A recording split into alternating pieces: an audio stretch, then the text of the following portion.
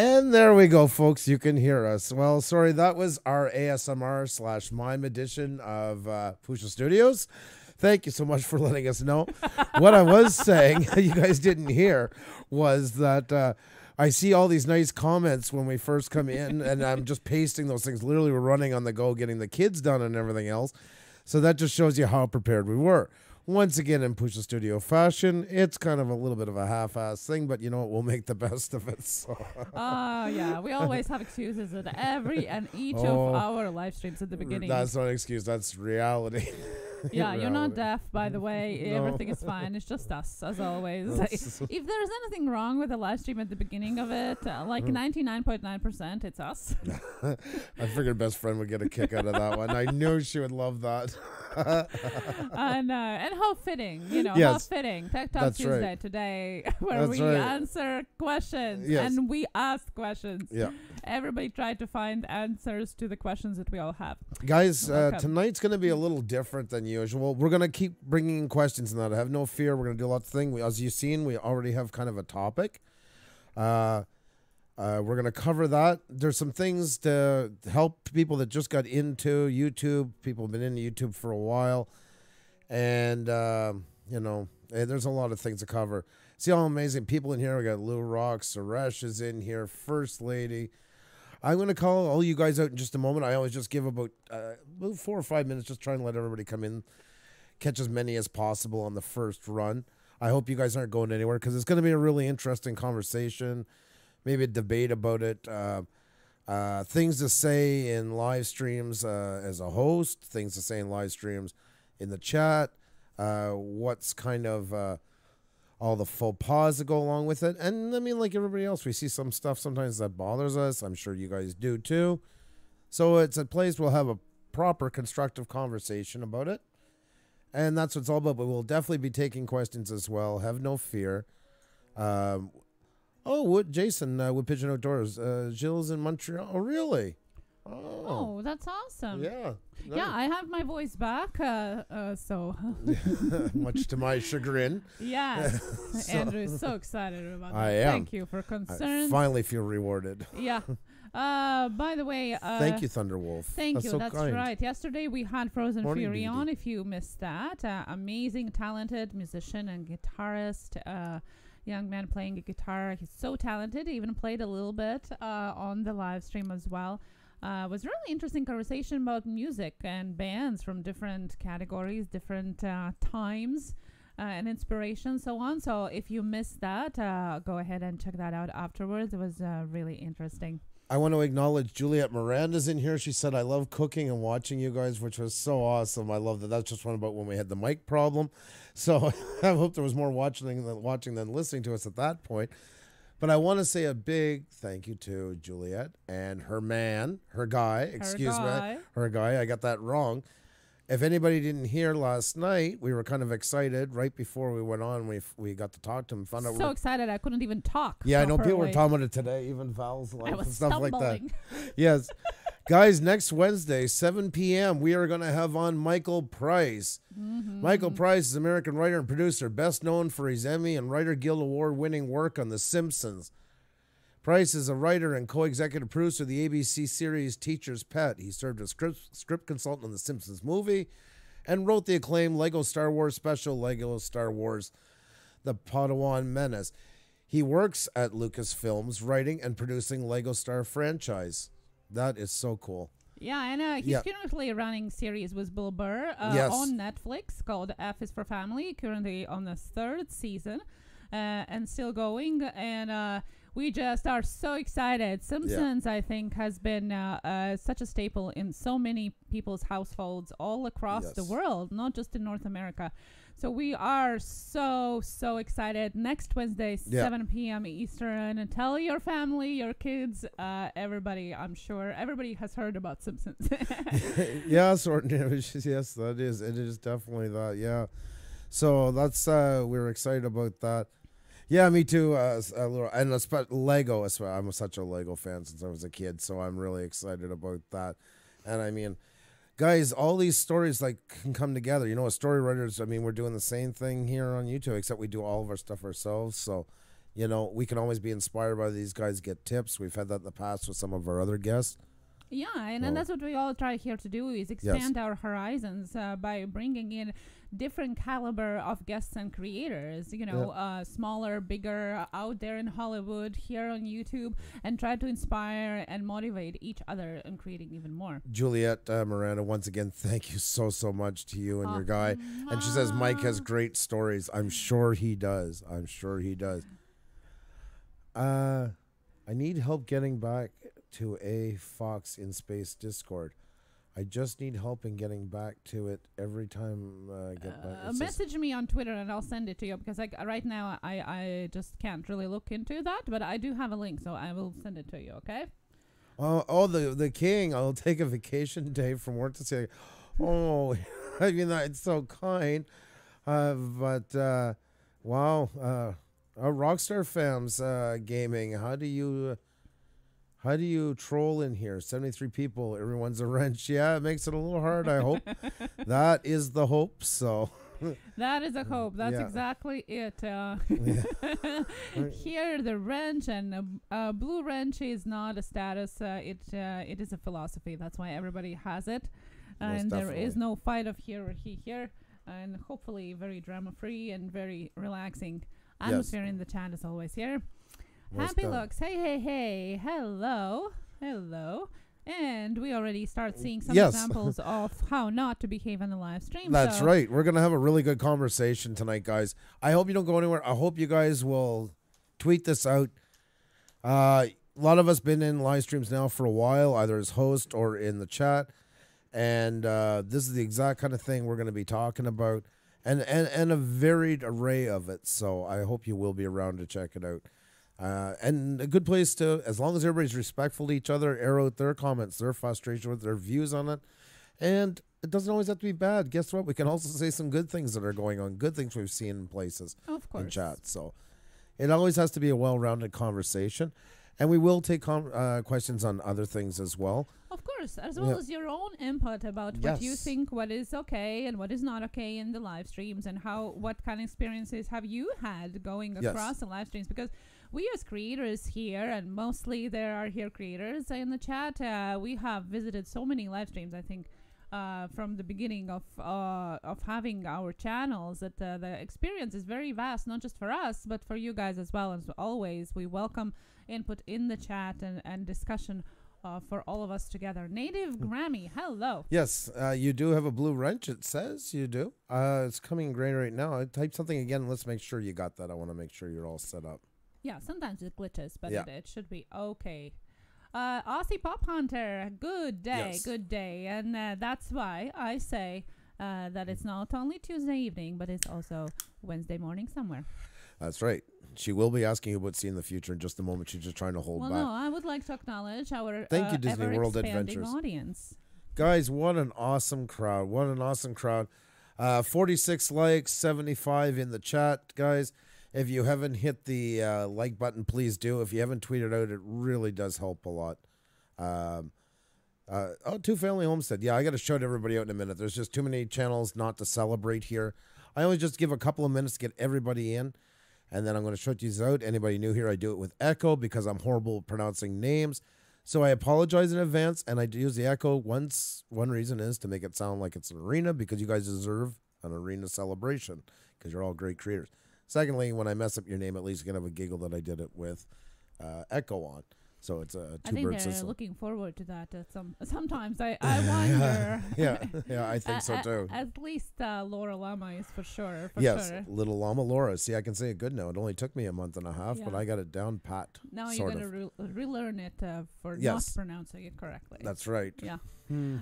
76 people watching and 56 likes. Just reminding for those 20 that haven't hit that like button, hit something. Let's or dislike anything at all. Yeah, it doesn't matter if the like. It doesn't matter. Yeah, just anything. And we do appreciate it. And if you're new to our channel, hit that subscribe button. The icon is somewhere there in the corner. We do appreciate that too, guys. Too, there's probably some buffering going on. I'm just watching the numbers kind of dropping back and forth by a certain amount. If there is, please just hit F5 on your keyboard, Command R if you're on Mac. and once or twice. That is just, long story short, Google is migrating its, YouTube's migrating its servers away from Google. That has been causing a lot of problems. Like last night, I always take a look at the other channels to see what they're doing, see how they're doing with it, that are live streaming that I know well. And Ray Kit, who you guys have, a lot of you have met, usually has about 160 to 210, somewhere in that area. He had 37. That's how bad that lagging can screw up a live stream. So the extra tweeting out really helps. DM a friend if they want to come over. That would be awesome. I promise we'll treat them well. And just keep hitting that refresh button. If we could fix that, that'd be the first thing on the list tonight. So. Yeah, we also had some messages and also on public posts on Twitter that they couldn't access the chat. The best way to know if you get booted out, you can actually save a separate link for the chat. If you pop out your chat, there's a separate link just for that. For example, I will put it in the chat right here, and you'll see that by clicking that, it's just going to bring up just the chat. But make sure to click it as like right click and open as new link so it doesn't overtake where you are right now. Yes, that's true. Fire Kicks where is he? I seen he mentioned Fire Nation Gaming. Hey Puša Studios. This is the Fire Kicks Reacts. I'm going to start doing gaming content on this new channel, but I still have my excellent, good stuff. It's good to keep it varied like that. Very good. As long as you can keep it up, keep going with it. So lots of great channels in here, guys. Wow. Oh, is he okay? Yeah, I'm okay. Okay. All right, I'm going to start out. No, I got to acknowledge these channels. I can't take that anymore. Oh, I'm not going to that kind of an echo. There we go. What about here? There we go. Oh, that's got kind of a stadium feel.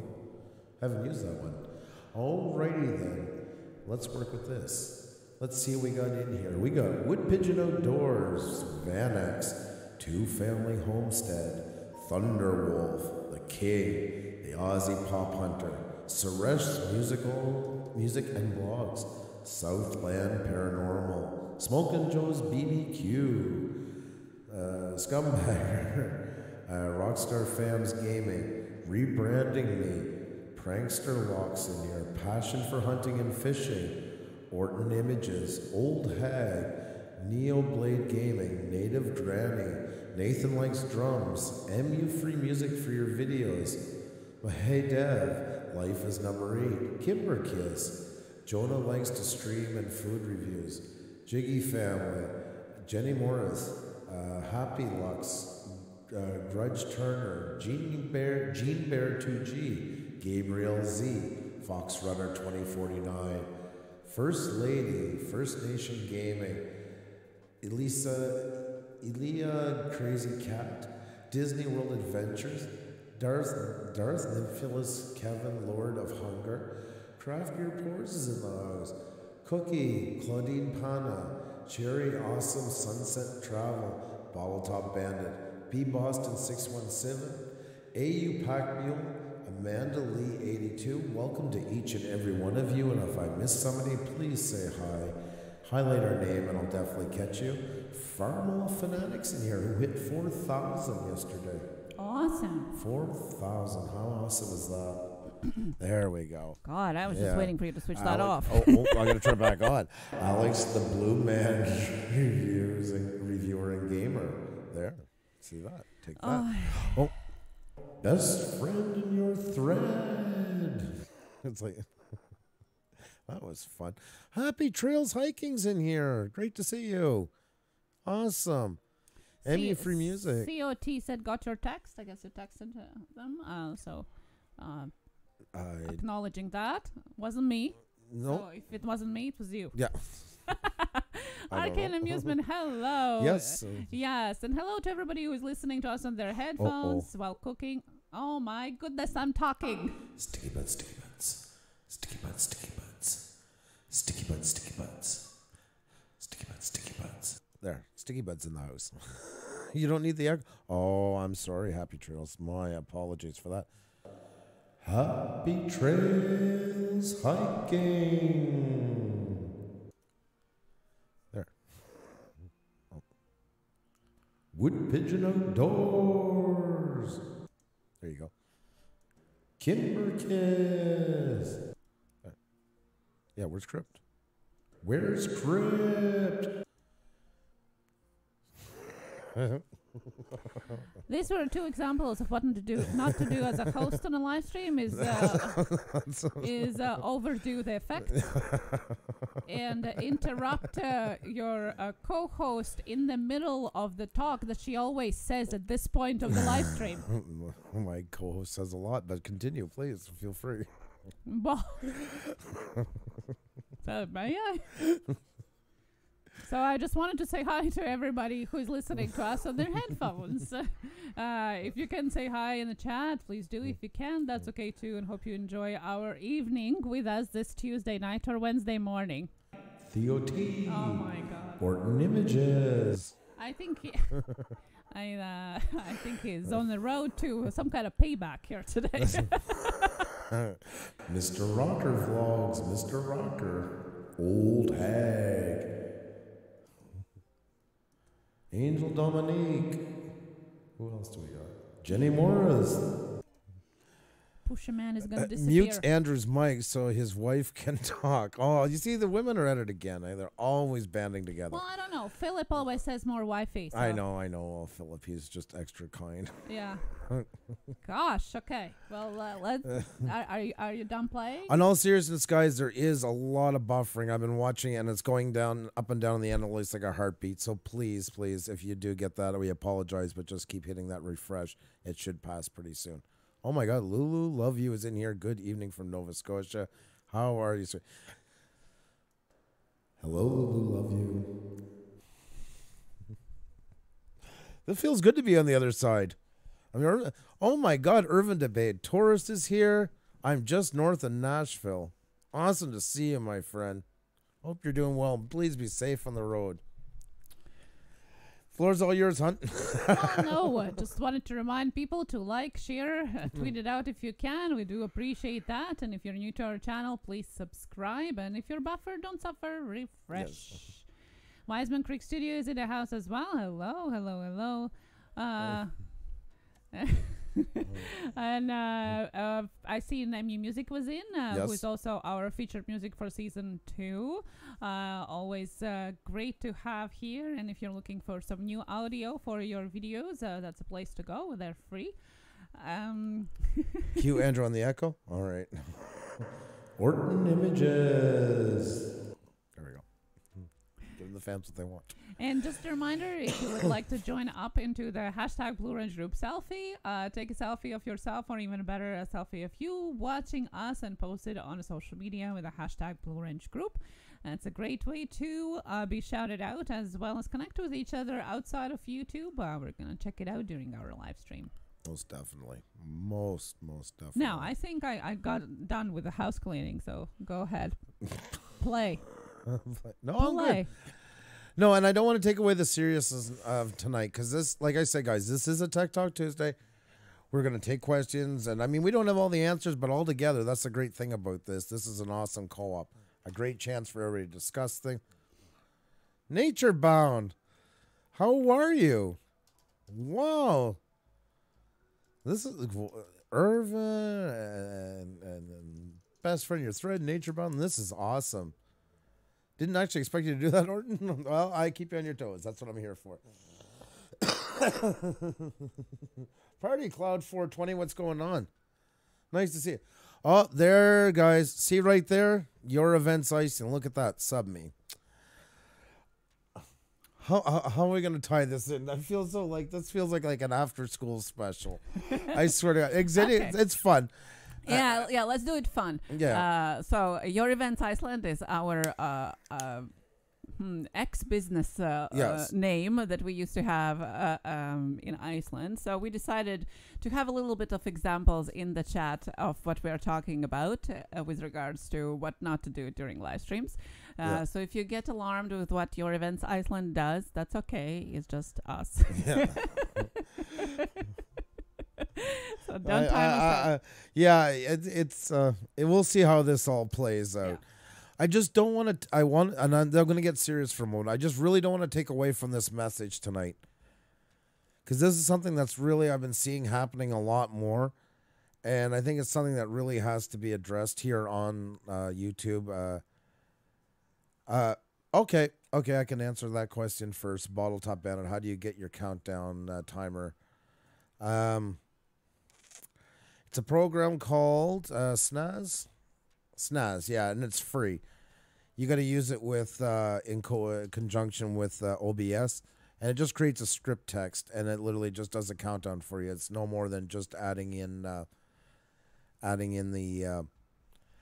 time that you want, the date. You can pick the hour, minute, second, stuff like that. I can have a message. It's actually quite intuitive. It's very easy to use. So how about we chat about our subject, and I'm gonna keep taking your questions, guys, and copying in here. So we're gonna definitely address them. But let's start with our subject, and then we'll answer the questions and talk about all the tech tips after. Don't worry, they're not going anywhere. Okay. So yeah, guys, this has been going on, and this actually recently. Well, not recently. It's happening all the time. And then something happened with somebody, and they finally said, well, I didn't really know that because I'm kind of new to YouTube. And it got me thinking about the problem with the etiquette that goes on in live streams, especially. I mean, this can count sometimes towards videos, but mostly this is going to be a YouTube thing. And this is not like picking fault with anybody. There's no naming names. There's no naming situations. And I please ask that people discuss all these things in the chat. Just please do it respectfully to everybody. That's all we ask. It's okay. You don't gotta get me life. Nature Brown. Sorry, I thought. Thank you so much, Nature Brown. I'm just so excited to see you in here. It's awesome. It's about etiquette, about things to say, things not to say in live streams, and this is going as for stuff for a host, as well as in the chat. The philosophy of running your channel. Also, this will play into analytics about where you want to go. So it's direct problems within it, but also looking at your analytics and seeing if there's been underlying problems that you're not addressing. And the whole key is kind of what works for us might not work for yours, but you'll use the same practices just in a different way. And I don't know where it happened, and I think maybe it's always been there some, and just kind of comes in waves. But I noticed a new flood of issues coming up a lot of times about the way people conduct themselves within a live stream. And this is not limited just ours. Remember, we hit a lot of live streams for the week. That's how we get to connect with the most people in that. So, Cab7, my friend, how are you? Always awesome to see you, my friend. There's my spiritual advisor, my YouTube guru. If you haven't checked out Cab7, please show him some love, my good buddy. And we're not talking about anybody in particular. We're talking about the general internet culture, internet and YouTube live streaming etiquette all together. And everybody has had it, some pause, and everybody has seen that. So it's nothing in particular. It's just general, the same as we have table manners, the same as we have when we go to other people's houses. There are manners. Well, there are manners that's supposed to be there when you attend somebody else's live or you're commenting on somebody else's videos and you're on internet altogether. And that's what we're talking about today. And we're going to start off actually in a weird place. Instead of talking about what goes on the chat, we're going to talk about the way that we set up our chats. Because we are, as the guest, the host, it's our job first and foremost to find what we want to do with our live stream. Live streams have become very popular, and the main reason, it's no secret to a lot of people, is it's a great way to get watch time. Yes and no. Yes and no. And it's also a great way to make your channel more popular. Yes and no once again. And before you even get into it, a big thing you need to ask yourself is this really where I want my channel to go? And I'll use us as an example. We were somebody who swore we would never be in front of a camera, and look where we are now, months later. But we weren't prepared for where it went. It did hit us by surprise. We didn't have a good game plan at the beginning for it. It was only a way to kind of say thanks to everybody that's watching us, take some more questions, things like that, and then go right back behind the camera, extending on Instagram, doing photography, and that was it. And heck, if we could do it all over again, I would definitely want a better game plan. I think we've got one now together. We've had it for a little bit. But it wasn't the case just starting off. We used all kinds of jerry-rigged equipment to do it. And you do not need to spend millions of dollars on equipment to do something.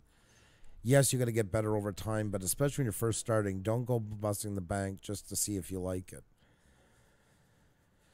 Once you figure you want to do it, the next question is, are you capable of doing it? And are you the person? Because there's a lot of... oh, Ray Kit, thank you so much. Thanks, bud. Once live streaming starts, you are kind of the ringmaster.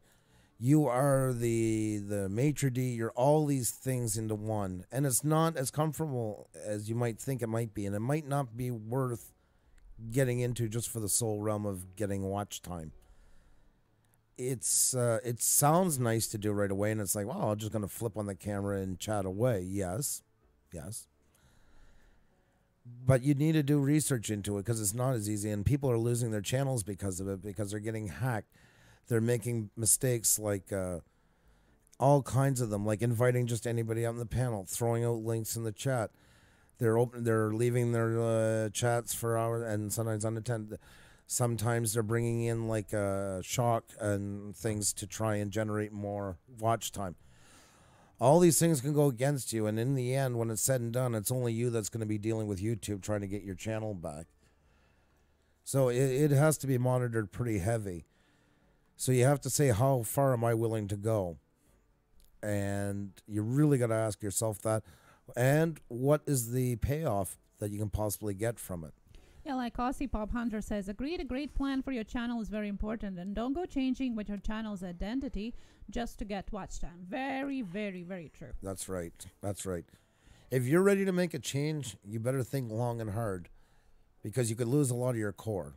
I've seen that happen in the past. I've watched it happen. I watched some that made a change, and it was like completely detrimental to their core group.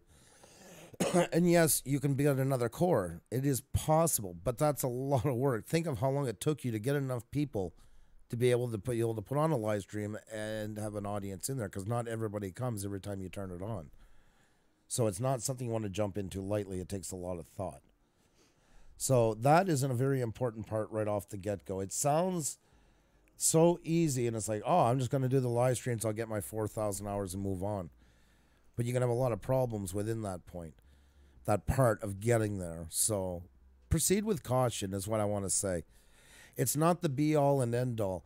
And remember, live streams haven't been around that long, and there's lots of people that got a way over 4,000 hours of watch time without having a live stream even available to them.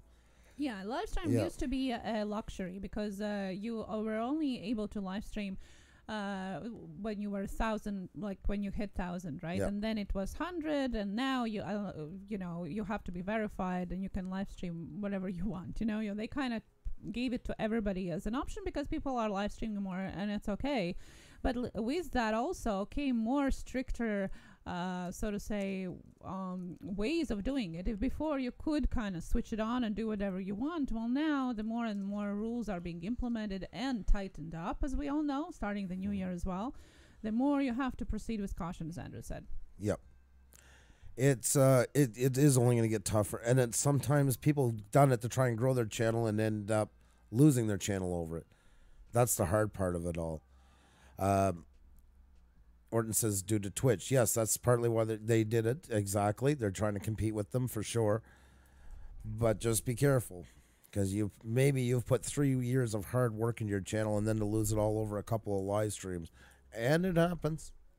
It happens. It's not the boogeyman talk. We're talking what can really happen. So there is a lot to discuss and think about before you get into it. And it's not to discourage anybody. I mean, there's going to be new ones coming all the time. Whether we say tonight or not doesn't change that.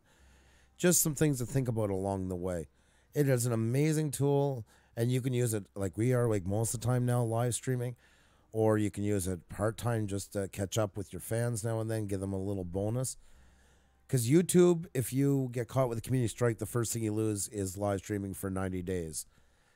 The second time you get caught with one in that time, you can't put up a video for 15 weeks. For 15 days. 15 days, excuse me. So you see what happened there is they still have the rules based on the way live streams were originally meant to be, where they were just a perk. So that was meaning you lose those for 90 days, but it wasn't as big a deal because you could still put up videos. But now, as you're starting to rely more and more on live streams, if you get that taken down, 90 days without a live stream is a long time, can really hurt your channel. And I really think YouTube should be revisiting that rule at this point and addressing it more now in the fact that a lot more live streams have grown, and they're actually probably the fastest growing segments still. I haven't checked in the last bit, but they're one of the fastest growing segments on YouTube now. So, well, yeah, for somebody whose channel is based on live streaming, like ours and many other ones as well, are starting to losing live stream is detrimental to the channel, right? Although on the other hand, losing video posting might not be as much, and vice versa. You know, losing video for two weeks is harsh, but it still is just 2 weeks. Well, 3 months is a lot of time. Yes. A lot of things can go away in 90 days. Right. So that's definitely hasn't caught up with that for sure. But you got to keep that in mind when you start live streaming. Definitely. Okay. So you decided to live stream, and now you've turned on the camera. Everything's a go. You hit the broadcast button or on OBS. And now you got the audience in front of you. Well, first and foremost, I'm gonna tell you my philosophy on it, and it might be different from everybody else's. I always looked at our live stream since not since the beginning. Let's be fair, probably about the 5th or 6th one into it. Probably about into the 2nd, 3rd interview, I started thinking that I'm looking at it more like a comedy club or a restaurant with bar access, something like that. And I try to use the same principles that would be used in those real life scenarios in my stream. And what that means is, A, keeping the audience entertained, keeping things flowing, keeping an eye on how the pace is going. Is this going too slow, too fast? Are people interacting with it? Are they just chatting amongst themselves and not paying much attention to what we're saying? Etiquette and behavior is also a big part of it too. Watching, and it's easier. That's the one good thing. At least you don't start off too big, so it gives you a chance to start getting used to watching what is going on and if there's a bit of arguments. And everything that I'm saying right now ties into real life. So we're going to play pretend for a second. And we're going to imagine we opened up a nice... I want to say a comedy club because I want some specific entertainment going on. And this pertains whether it's us on or we have a guest. I hope more when there's a guest on than with us. So imagine that guest is like up on it. I think about like a lecture. There you go. Exactly. Happy Trails. Exactly. So people start pouring in and they sit at the tables. They mingle for a bit. That's normal. You want them to do that. You want people not to be all cold and rigid and to themselves. So you let them kind of just hang out for a bit, get to feel each other out, get to set an air for the room, if you will. Feel more comfortable, at ease with each other. Hi, how are you? How was your day? Oh, great. I heard you were saying yesterday about the kids. Did you take them to the park? You know, whatever you want to discuss. We never want to throw anything at anybody too heavy too quickly. Everybody deserves that. That's more or less why we've also started the 20-minute intro, is kind of like the pre-show. Let people get in, let them sit down, let them get caught up. So then when we come in, there's already people here. You don't start off with an empty room, but they also had a chance to kind of get some of the chit chat out of the way, and they're happier. And you want people happy. You don't want them miserable at it. Thank you so much, Farmall Fanatic. That's so kind. Thank you. And I do appreciate that. Since we are live streaming 6 times a week, and this is our season 2, we hope that we don't know everything, but we have seen and have done a couple of things. Yeah, exactly. And we don't have all the answers. You know, this is not... we never, ever do like I don't want to take away from hiking, Happy Hiking's example of lectures, but we're not lecturing at you about it. I know what she means by lecturing is discussing a topic. Well, yeah, we're not preaching anything, really. Just as we always do, is sharing our experiences so far. Yeah. But that is your job as the host, is to let people feel that way. But you also have to kind of steer them in the direction you want to go, and that's not controlling them. It's because you have a certain topic, what you're going to discuss. You also have a certain mood for your chat that you want to have. And the frontline person for that is you. It's not left to the audience.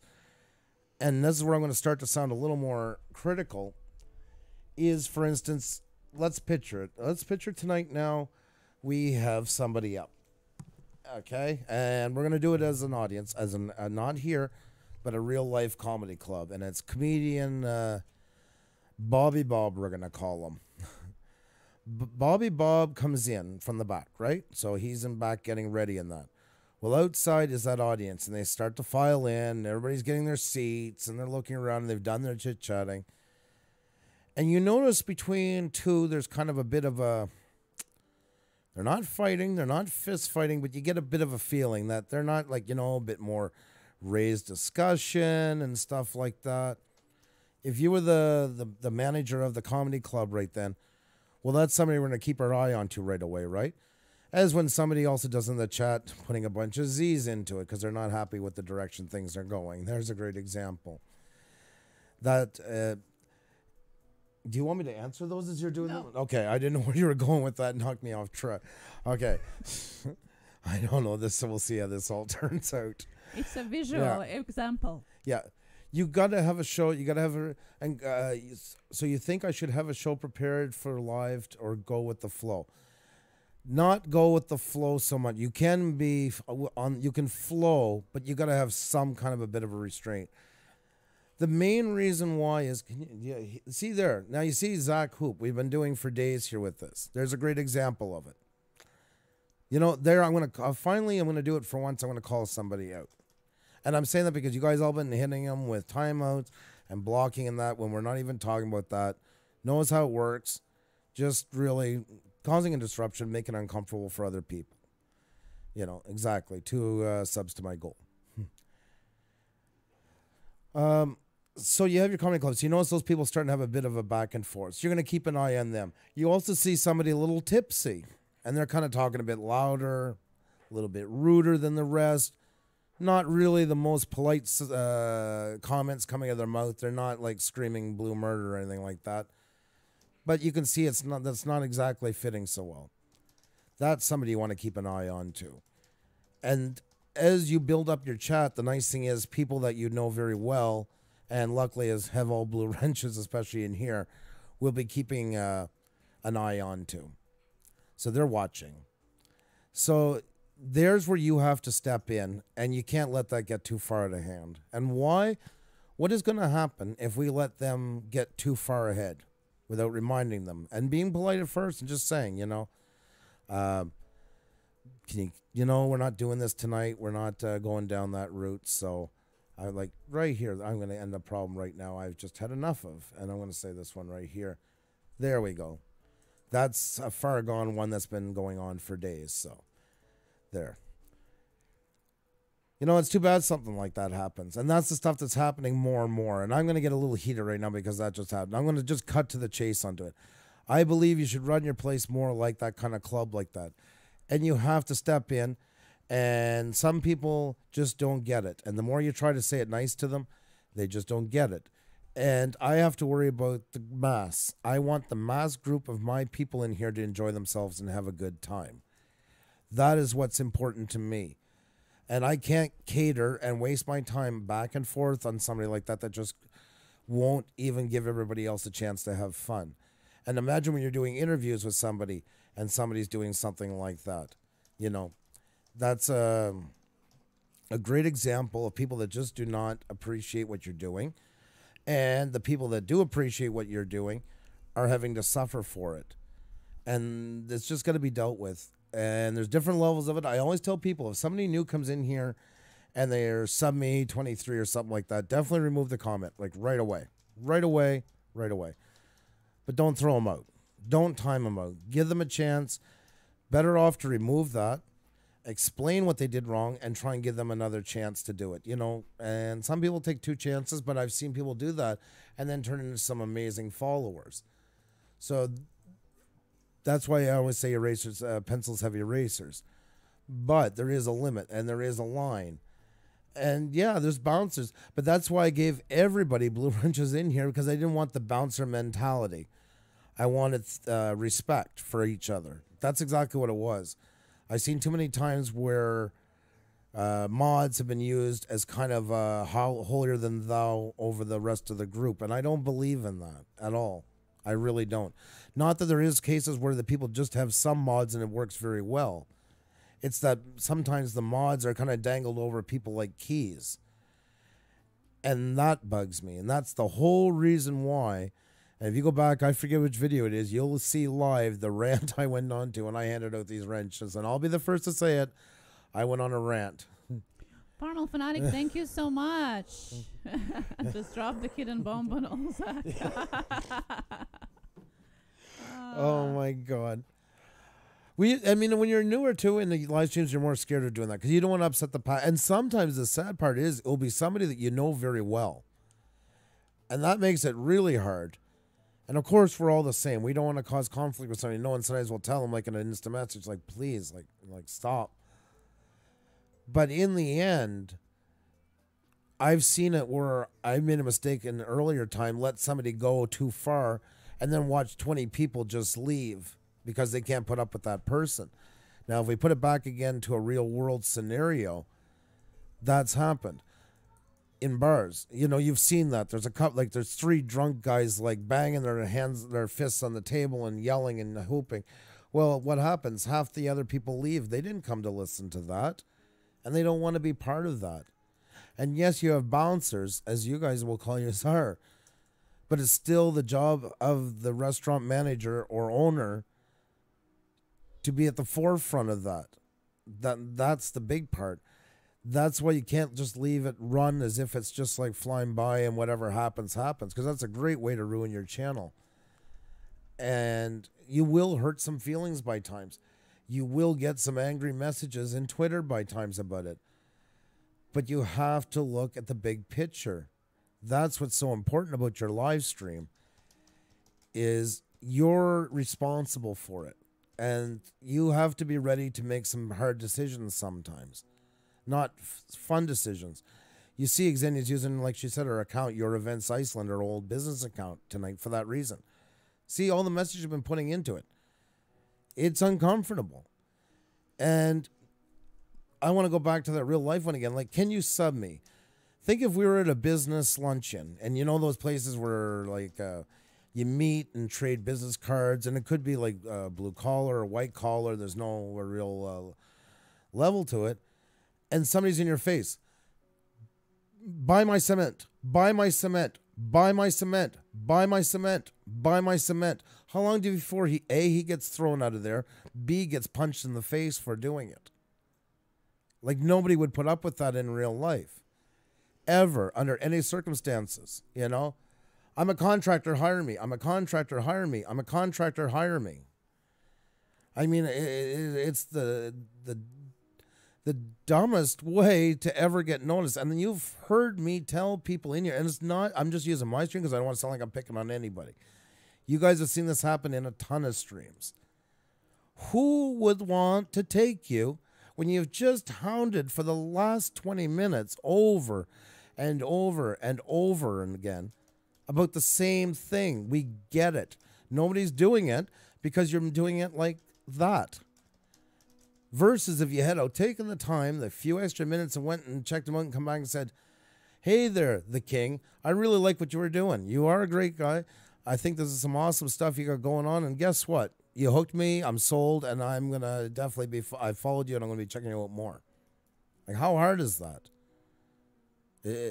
It's better to do that and get one every 5-10 minutes versus doing that stupidity for 20 minutes and getting nothing. And I see it, and I even tell people, you know, if you do it this way, you're going to get more. And most listen. Most do. And there's always going to be a couple that don't.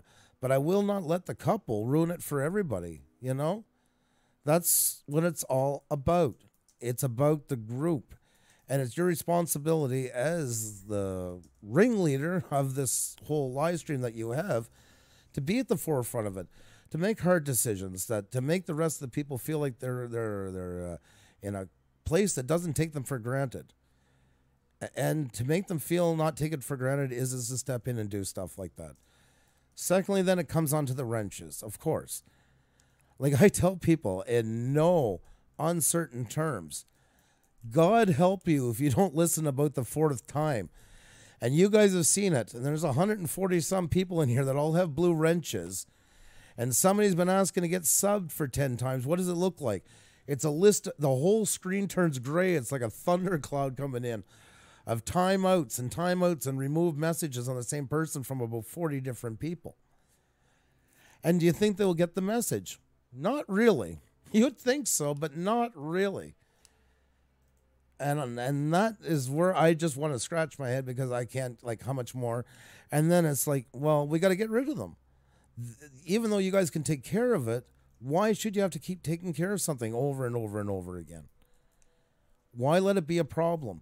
If that real life restaurant was there and that loudmouth drunk just kept yapping and yapping and yapping at his table, slapping it, pouring his drink over, being a nuisance, saying rude things to other people, would you cater to that drunk, letting the other 98 people walk out? I hope not, or you'll be out of business. And your live stream is the exact same way. For myself, and I can only speak for me, hatred, vulgarness, racist comments, and just disrespect to somebody, I will not take in any short or long matter, because there's no need for it. And this is a long time coming. This is not just my live stream. I'm talking about live streams in general. And it's just something that I find comes in waves, and I find there's another big wave of it right now. And it's not everybody doing it. Believe me, when we're talking about this, we're talking about the minority of the group. That's why it bothers me so much, because it messes it up for the majority. And that's why I've been wanting to get on this subject for a little bit and cover it, because there are some people that do say things that they don't mean, because they are new, they are excited. And that's why I say you never, like, delete anybody, ban them or anything when they first come in. Everybody's got to have some chances. Also, too, somebody might have had a bad day, you know?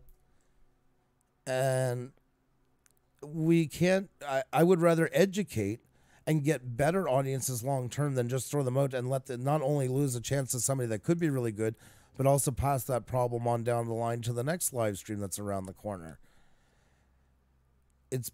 Give them a chance, remove the comment, and explain to them right away, hey, listen, at XX576, we don't say that kind of stuff here. Just enjoy yourself. Have a great time and get to know other people. Be kind to them, and most likely they'll be kind to you. And not only, maybe it might help, for instance, if that happens in our live stream, us get a new follower that gets it and says, listen, I'm sorry, I didn't know. But it also could then bond with you because you were nice enough to take the time to explain it to them. It could even change them around. And then there's one more person that we not only have to don't worry about anymore on YouTube, but it's also one more person that might take that message and do it with somebody else. And that's what it's about. That is the main thing, is we got to start spreading more good, positive people and rewarding them that way for it, instead of turning them into more bitter people. But that said, if they're not getting it, and it's the fourth, fifth time you've been telling them, well, they just got to go. Like, end of story. You know, this is not working, and we just can't keep you in here. I can't have you and your friend sitting around yelling and screaming at each other, banging beer bottles while the rest of the people are trying to eat their meal, because they're not going to want to eat their meal anymore. And that's a key thing to it. Why I'm using this analogy, here's how it goes. So like I said, we cannot keep those two people in drunk, clanging their bottles and yelling, because the other 98 people enjoying their meal will go. The sad part is, it doesn't mean that your room would be empty with just those two people. As bad as that is, it can get a lot worse. The next night, they could bring their friends, and now you got 10 people sitting in your restaurant, clanging their beer bottles, yelling at each other, and only 20 people that are enjoying their meal. So they leave. And guess what happens? Those seats do get filled eventually. That's right. You're not left alone. But now you got 60 people inside your restaurant yelling at each other, clanging their beer bottles on the table. And now guess what you got? A mess that you can't even get rid of. Because the two people you could have got rid of and the other 98 get the point of why you're doing it, enjoy it, and keep the place pleasant. Now you're full of a place full of 60 people who have no respect for anybody, don't care what you tell them, they're not moving anywhere because they've basically just taken control of what you got. And then you're screwed. Because every time you open up, guess who's waiting at the door, knocking to come in? Not knocking to come in, kicking the door to come in. Try and clean that mess up. Yes, you can throw all of them out, but if they're that bad already, how much of the misery are they going to give you then as a group of 60 once you do that? You've lost so much control and you don't even realize it yet. That's why it is so important, if you're going to live stream, right from the get-go, to figure if you want to go down that road or not. And if you don't, you got to start as soon as possible getting rid of any problems. I have banned some people. I have no qualms about it. Zero. Because I always have to weigh out their pettiness versus the good of a mass. And I'm not talking mass like millions. We don't have millions. We have a small number on YouTube, a couple thousand. It's the head of a pin. Doesn't even register. But I have a lot of very important people in here, and that's each and every one of the people you see flying by. And it is my responsibility to make sure, to the best of my abilities, that that doesn't become the problem I was just talking about. And that's what everybody has to do with theirs. That said, too, you also have to make sure that you celebrate the good people. The people that stood by you, the people that believe in you, the people that like what you're doing, that keep the place positive. Them, you really need to celebrate. As much as you need to deal with anybody that's a problem, you need to celebrate the good. Because if you don't, they're going to feel neglected. They're not going to feel wanted, and they're going to be on their way. And that opens up the door to you-know-who coming back in with these beer bottles. I know it sounds like kind of a rant, and it probably is.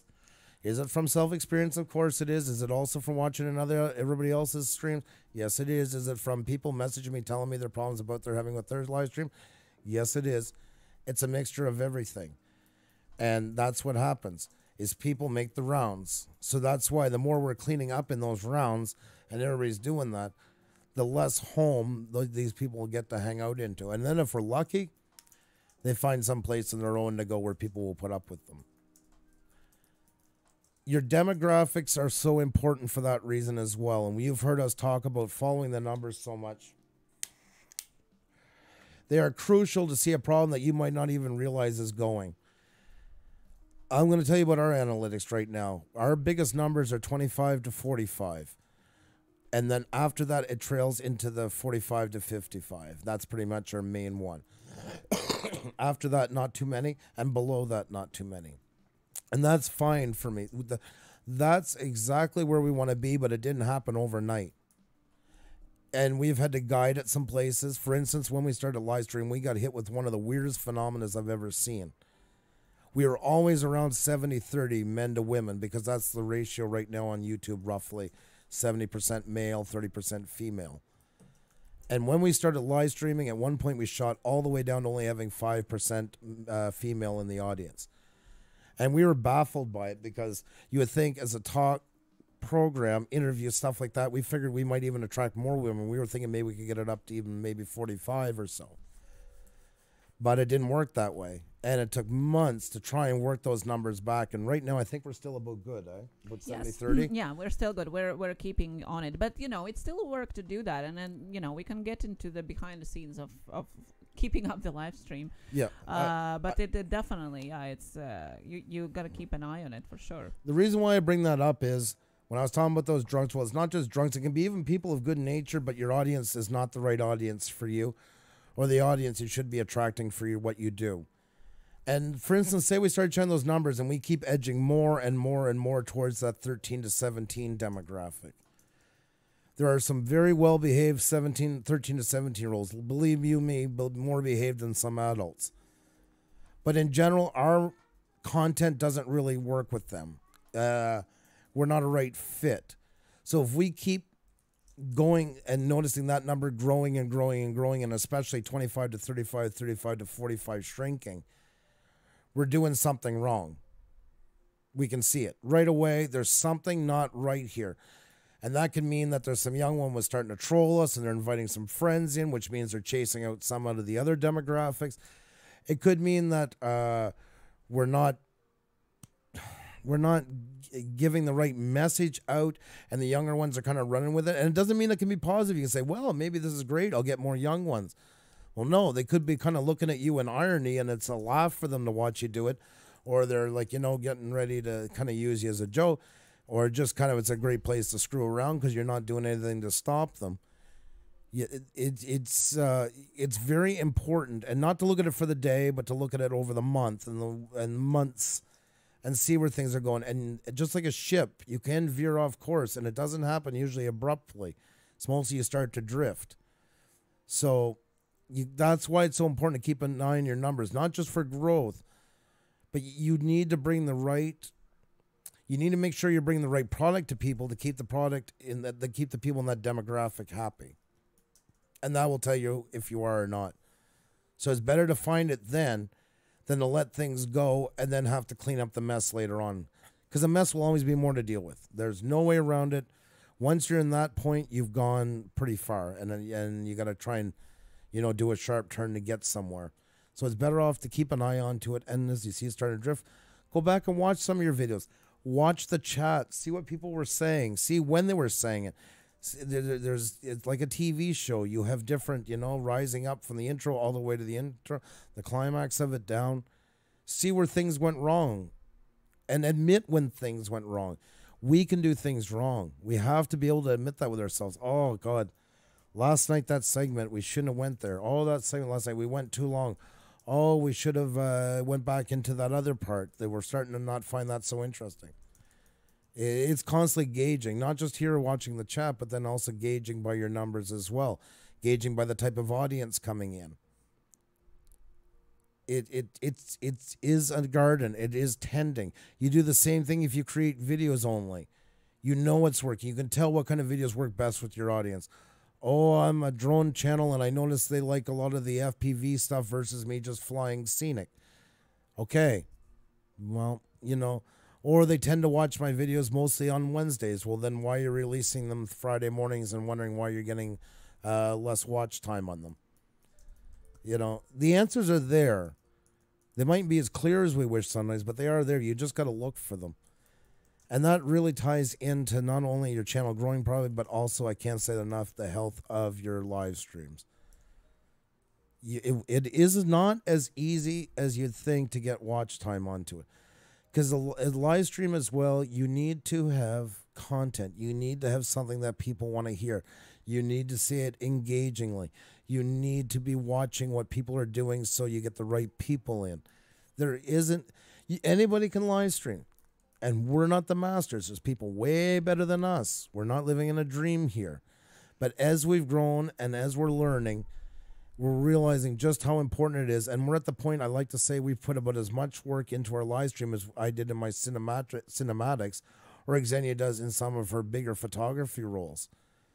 It's a lot of work, and to do it right. Because otherwise, yes, you can do anything to have watch time, but what's the point if nobody's watching, or if they get tired of it a week, or if they don't believe in you anymore? If you want to go long term, you got to think ahead for it and make it part of something that you can be proud of when it's done. And if you're not going long term, then why are you live streaming? Like, that's the answer. I've heard that a couple of times and I don't get it. If you're not thinking long term, then don't bother with it. It's a waste of your time. You know? So I'm seeing a lot of stuff going on lately. A lot of sub me. I'm seeing so much self-promotion going on lately. I cannot believe it. Who goes into somebody's live stream to announce 5 minutes later, well, I just came to say hi to you, now I'm off to go live streaming? Let's put it in real world terms again. You walk in, you're sitting at McDonald's, and you're enjoying your Big Mac, and a guy walks in with a Wendy's hat on. Well, yeah, just come in to look around. Now time to go back and open up my Wendy's restaurant. You know? Yeah, live in 5. Exactly. And a lot of that happens, actually, in different streams, not just ours, but all around the place. You don't go as we always say, to the restaurant, you know, that's the best example. Yeah. You know, somebody eating, I don't know, spaghetti, and you run in and say, oh, guys, I have this chicken salad sandwich right here. Come on over. You know, it's just... it's not nice. It's not ethical. It's especially if you are. I mean, if you are doing it out of malice and on purpose, then it's one thing. But you can't be so ignorant to think that while somebody else is streaming, you don't really announce your live streaming. You just say you have to go. Yeah, I pick my butt. It's better when they come in and say they are live right now then. Yes, exactly. That's another one I really think is great. I mean, we've seen that. We've seen people come into our live stream with a live stream running at the exact same time. And then they're sitting there talking and, what are you doing? Oh, not much. Just got a live stream going right now. Just come in to see, what's going on in that. Did I mention I'm live streaming right now? Like, could you imagine? That's what I'm saying. When I've been bringing up the real world tonight, that's why I'm saying that. It's because imagine it was the real world. Would you ever dream of doing something like that? Imagine going into that bar and that. Yep. Hey, how you doing, boys? You enjoying your drink? Good. What are you doing? Oh, I'm just in the other bar across the street drinking. They're half price. I mean, it's so unbelievably no. This is not like, oh, Andrew's saying it because it happened. Of course, it's happened in my live streams for months. But I've seen it happen in everybody's live streams. I can't believe it. Yeah. Like, not even any remorse for it. Like, no embarrassment for it. Just because. And try to make it look like there's nothing wrong with it. Like, no shame. Like, I'd be so embarrassed. I wouldn't even know how to say it if I wanted to do it. If you really have a need of promoting yourself within other people's channel, you can either message before the live stream, or if it's really burning during and hope they're going to check, to the host and say, you know what, can I say this, or can I tell them that I'm live streaming, or can I post this link? And sometimes, like most of the times, we say, yeah, sure, go ahead, because it's okay. People were nice enough to do that. But ask. It's the same as going to other people's house. It is our house. You know what? That's the one thing I will disagree with. Most of the nonsense is kids. You'd be surprised how many 40 and 50-year-olds I'm watching doing it. It absolutely shocks me. Yeah. How many of them I would put off and say, that's the attitude and the actions of a 14-year-old. But guess what? He's 53, or he's 41, or he's 38. It is unbelievable how some people look at this. Stuff that they would never do in real life, they'll do here. And that's where a lot of the disrespect starts. That's where a lot of the bad feelings start. That's where the divides happen. That's where all the cliques start, is stuff like that. Exactly. And that's the sad part. Like, it doesn't even stop there. And I mean, one of my favorites I've seen, this is something that I really love. Puša Studios. I'm going live in 15 minutes. Do you mind if I announce it in your chat? Thank you for not announcing it. Yes, I'm so glad you asked me first. We're good now. You cleared it with us. I mean, have you never heard of a DM in Twitter? And guys, I'm sorry you guys are listening to some of this. I mean, I know we usually do a lot more questions. We will do some questions. We do have questions. Yeah. We'll get to them in the last It's just something that's been going on. And genuinely, I had 3 people tell me with confidence, and I do believe them, they were very gracious about it. They made some mistake, and they said, I am so sorry. I'm new to this. I really didn't know we weren't supposed to. And this will tie in. We're going to be kind of all over the place with this one, because they gave an answer to one of the guys, and I thought of it, and I want to bring this up. And he said, well, I didn't know because in the last live stream they were doing it. Remember I said tonight, let's think of our live stream like a restaurant, okay? So you can have all different kinds of restaurant or comedy clubs. You can have high-end comedy, yucks down below opening, where they throw stuff at the crowd. There's all different levels, same as there is with hotels, same with restaurants, same with anything. And just because something flew in one live stream doesn't mean it flies in the other. I'm sorry, Angel. I agree with you. Common sense is not taught. Exactly. It is a lot of common sense, and just because channel XYZ was doing it doesn't mean that channel ABC is doing it. When you go into a new live stream, here's a bit of advice for anybody new that never knew this or heard this yet. Take 5 minutes. Instead of running out to say, sub me, 32, sub me, Take 5 minutes and watch what everybody's saying. And by that 5 minutes, you will have more than enough understanding, mostly, of how that channel is going. Because there are channels that do it. And I'm not judging anybody. They want to go to that, go to it. There are channels that do it. And there's some that do less than us and more than us and things. Some you can curse and swear a blue streak. Some of them you can't even say turd and they're going to throw you out. You don't know. Because guess what? It's the same as in real life, going from restaurant to restaurant to restaurant. And you got common sense would dictate. You don't walk in and treat a 5-star hotel like you were sitting at a Burger King at 3 in the morning. And the same with live streams. Watch what they're saying. See what they're doing. Get a feel for it. It's a lot easier to fit in. And then when you're ready, instead of saying sub me, instead of saying got you, instead of saying I'm going live in 5 minutes, maybe try something like, hi, how are you tonight? Thank you to the host at whatever the host name is, and a big hi to all in the chat. Great place to start. It's an opening. You can't offend anybody with that. And guess what? If they're offended with it, why would you want to be there?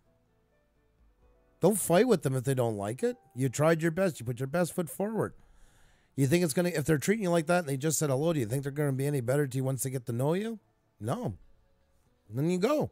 You got your answer right there. That was 5 minutes of your life you won't get back, but you maybe saved yourself weeks of listening to something absolutely horrible.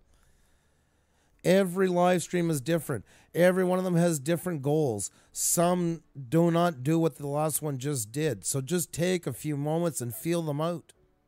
You don't have to go in guns blazing. You're not missing anything. They're not going anywhere. The same as when you go to a party, you know, usually it's a good manner to just kind of come in. Obviously, you greet the host first. Yeah.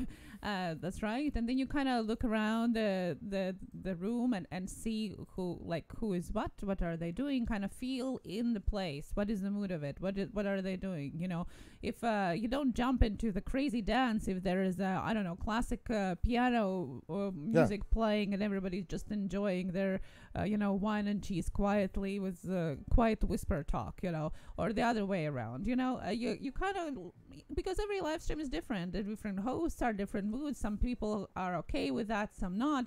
But you don't know, especially if you come in the first time. If you don't come in the first time, then you just don't have any excuses because you should be knowing by the 5th, 10th time coming in what is okay and what is not okay. Kevin the Fam is a very cool person, and I think he won't mind me using this because the part of what I'm talking about tonight was inspired by something that happened with Kevin. Anybody who doesn't know, Kevin the Fam lost his son in a tragic accident. His 18-year-old son and his 18-year-old son's beautiful girlfriend. He came into our chat that night, the night after? I think it was? The night after he lost his son. Or the night after, because we sent everybody over the night before, and he came in to thank us for doing that. Yeah, we all need a little more cowbell. That's right. Thank you, guys. Thank you, 7 is enough. Thank you, Farmall Fanatic. I do appreciate it. Sorry, guys. This is a really important. I thank you guys so much, but I got to just say this part out here because I don't want to make any disrespect into it. So Kevin the Fam has just lost some of the most important thing in his life. And this beautiful young girl as well. And he comes in to thank us for sending people that night over to go and watch his son's video and that. And what do I see? What do I watch as we're doing that? 3 idiots. There was, 100 and some people that night, I think that's safe to say. Maybe 100, 110. Yeah. All giving their condolences. All saying that we're sorry to him. Because he lost his son. But no. Somebody had the volume down, most likely, as they like to do, and jumped from screen to screen, trying to get as many subs as they can, and walked right in on that, and made a joke, and LOL, sub me 32, just subbed you, sub me back. And that's what made me so fucking wicked about the whole thing, to be perfectly honest, and that was one of the last straws into it, and that's why I wanted to bring this up. I couldn't get it last week, but that's part of why I want to, and I know, but I want to say that. This is a great example of things go too far. People do not treat it like it was in real life. And that's the kind of disrespectful crap that you got to watch happen. When that could have all been avoided by just shutting up for a minute and listening. But no, they came right in, guns a-blazing, and something disrespectful. And I feel bad when I see something like that happen in my chat. I am not the God's gift to live streams. Nobody is. But every live stream is on us in the end for it to go the way it was. And I was very, very, very disgusted to see something like that happen in my chat. They're all banned. Let me tell you, they're all banned. That time I didn't want to hear their story. Because you know what? I don't care. I really don't. Plain and simple. Don't care. If you can have somebody come in and say something that just like, and acknowledged over the mic, it wasn't just like it was lost in chat. We were saying it, and they go and do something like that. It's a very easy thing to shut up for a second and just either say a proper condolence, which any normal human would do, or if you're not good enough to do that, at least just shut up and let that pass. But no. And I know you can say, well, it attests to lag and stuff like that. No. There was nothing to do with lag. It was to do with pure ignorance. There was more than enough time had passed between it starting, and we were way into it, probably a minute or so when they did that. So that's what is important. There's a time and a place for everything. There will be more supporters down the road. There'll be more things to go on. But sometimes things have to be put on hold for a second and look at the bigger picture. And it also ties into the comments. And more often than not, actually, I see this happening when people think that they can comment on the video without actually watching it. At least watch some of it to comment, to know what you're commenting about. And there, the worst instances of this kind of goes into comments, what Andrew is saying about too. There's, I have seen videos about bullying at school, or videos about passing of a father, for example. We had a person here, one of our viewers, that has lost their mother-in-law, and they were making a tribute video, okay? And then you scroll down to leave a comment, and there you see another one of these comments. Great video, so happy for you, thumbs up, sub me back. Yeah. Great video. They're talking about the loss of their family member or something that is really heartbreaking. Maybe take a time and at least scroll through the video. Like, either don't leave a message at all if you don't have enough decency to check out what it is about. If you're too lazy to do it, and this is sad that you even have to go down this part, but I'm going to even give benefit of the doubt to the most laziest of people. If you can't do that, why not scroll through the comments at least and see what other people are saying? And if they're saying, oh my God, that's awful and stuff, at least you can kind of gauge your comment if, well, maybe I should watch that before I say something. It's that easy. Even the laziest of person has an out if they'd use it. But they're so caught into themselves that they're not. And that's the whole point, guys. The more we treat people here like it was in real life, the better YouTube is going to be for everybody. That's right. That is the exact message that we're trying to say tonight. And coming into people's live streams and saying, what are you doing, Jim? Nothing.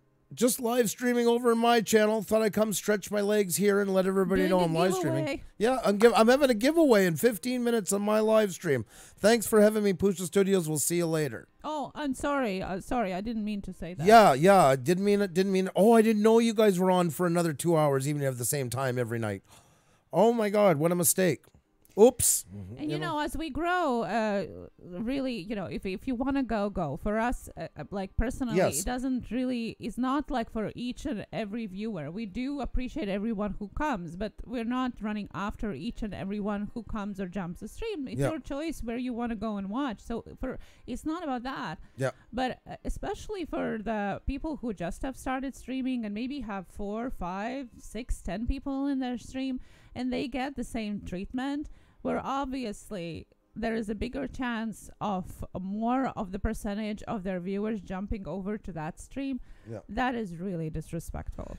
And guys, tonight, I'm just seeing some people getting a bit hesitant. Listen, this is tonight's we're on. I don't mind if you guys meet other channels. It's done. You're still showing lots. You see how many people have been respectful, and we've barely seen any of it. Like, it's really been cool. It really has, I got to say. We're not discouraging anybody from meeting somebody. Think of it like a comedy club once again. You can kind of lean over and, wow, I was just over to check for a minute. I really liked what you were doing there. That's cool. Man, I'm going to check you out. We're not talking about that. That's a respectful way of doing it. There's nothing wrong with meeting other people. That's fine. That's a great byproduct of it all. Just as long as it's handled well. And Kevin was gracious enough to say it wasn't our fault. I appreciate that, but still, I do not like seeing something like that happen on our watch. And that was the boiling point for that one. And it was right at the end of the stream, or believe you me, I would have dealt with it a lot earlier. And I want to say that. And this sucks because it's, guys, I'm sorry you all have to hear it because I know most of you guys would never do anything like that. But unfortunately, if we don't say it out loud, there's no chance of any of the few that keep doing stuff like this hearing it. And hopefully we can have that and not see that stuff anymore, because it's not just for us. It's for you guys too.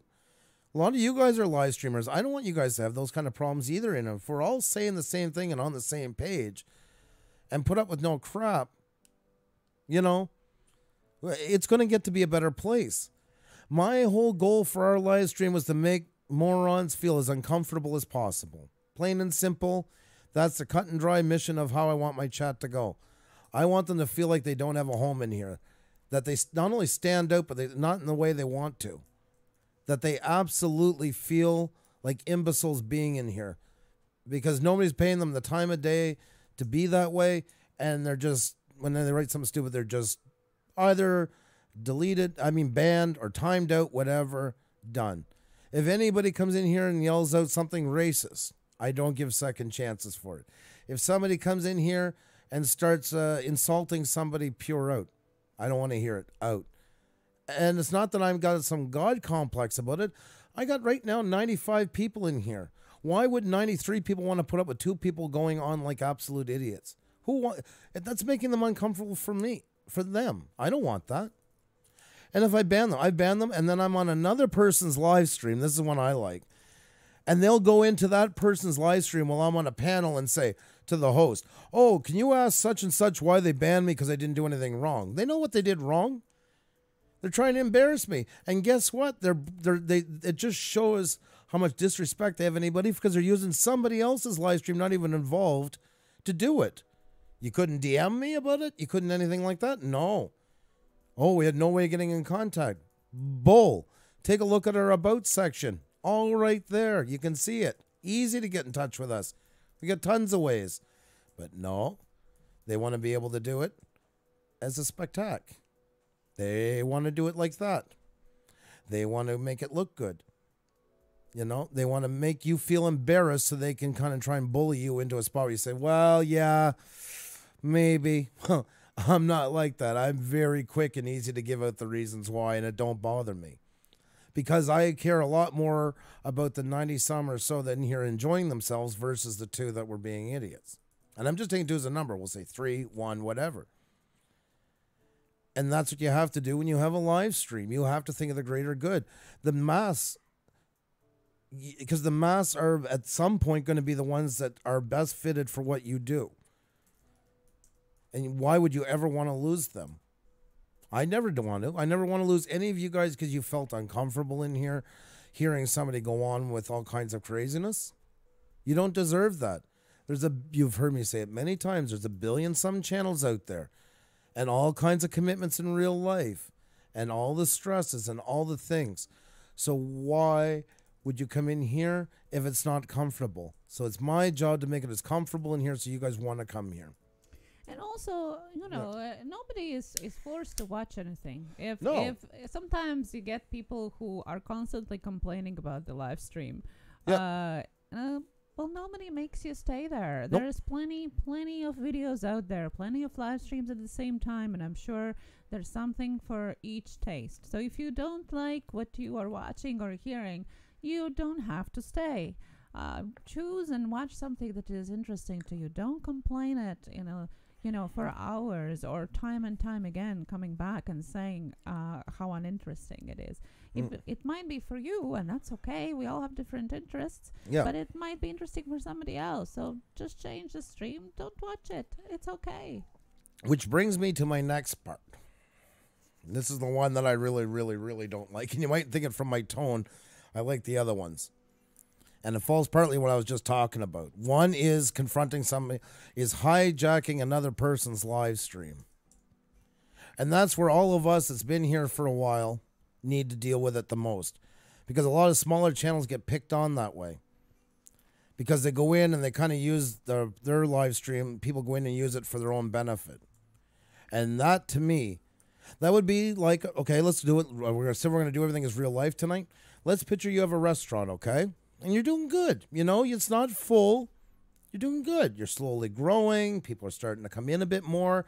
Word's getting around. It's a comfy hang, you know. And then all of a sudden, we're going to call it the mob. Just to make it like a real life, I'm just trying to think. Or a gang or anything like that. We'll just say mob. It's funner. And then the mob decides, they come in and they see this place and they go, they got some people in here. They're not quite good at defending themselves, are they? No, they're not.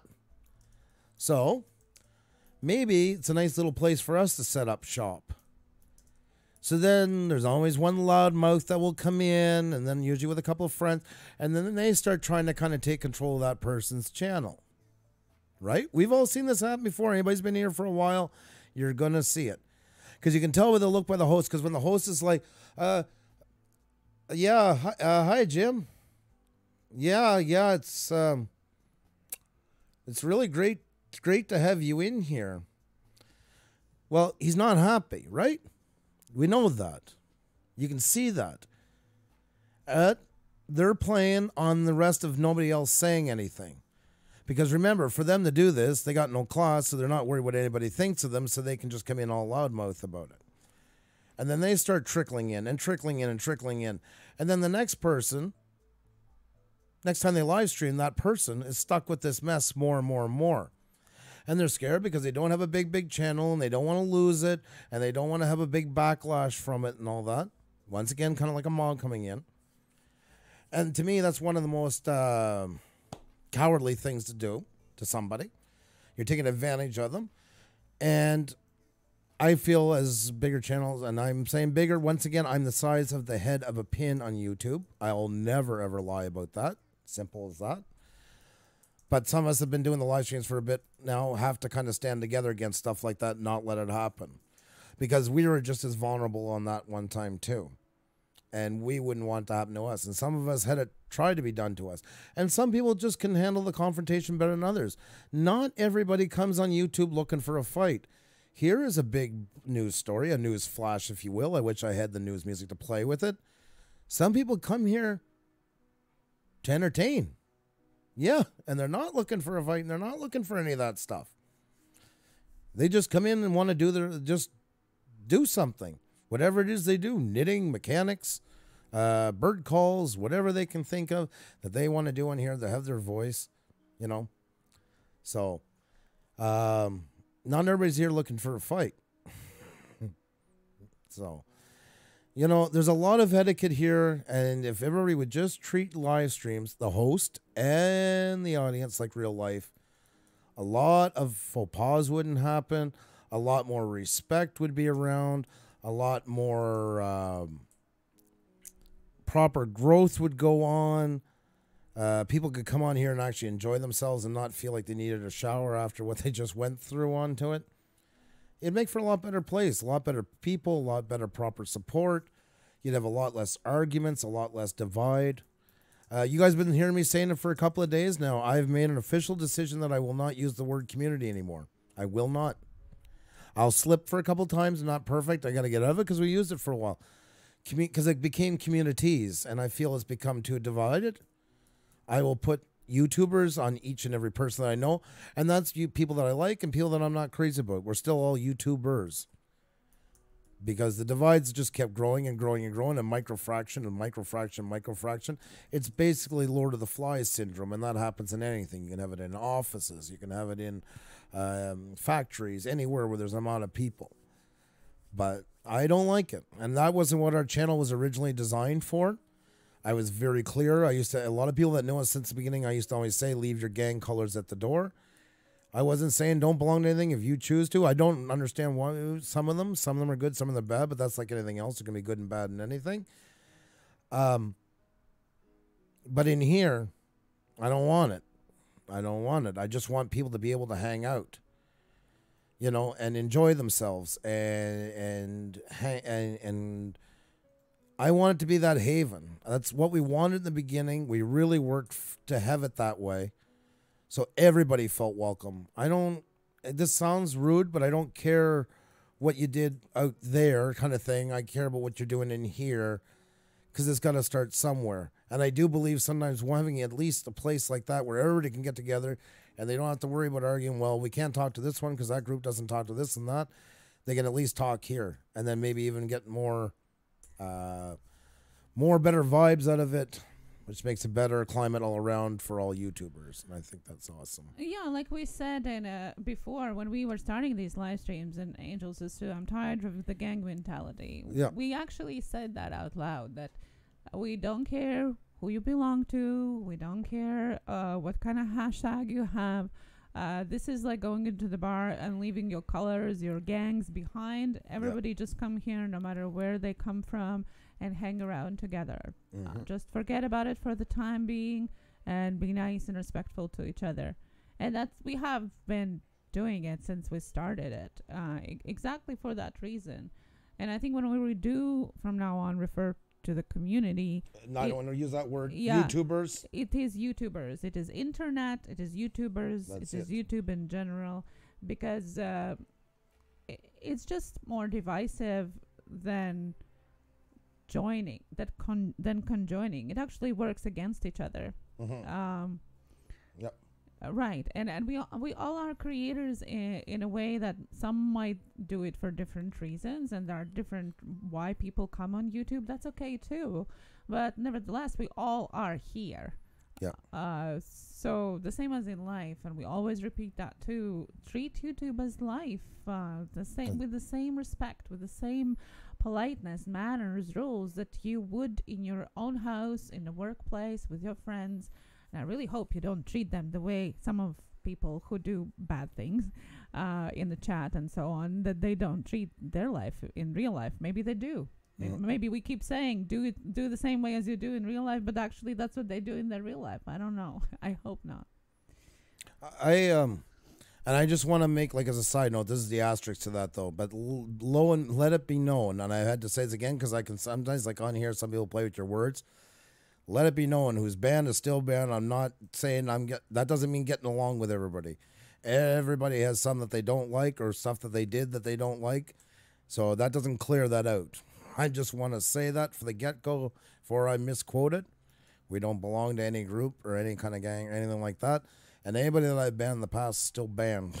Like, so just so everybody's on the same page. And, most even, definitely. Like, somebody might say, oh, Blue Ridge Group. I got to go change my shirt. Blue Ridge Group, it's a community. Yeah. No, it's not. For those of you that don't know, hashtag Blue Ridge Group actually was born because I didn't know how to take a selfie. We were fooling around in one of our tech talks doing selfies, and somebody actually suggested, let's post it on internet. And because everybody has Blue Ridge Group, and that's how it started.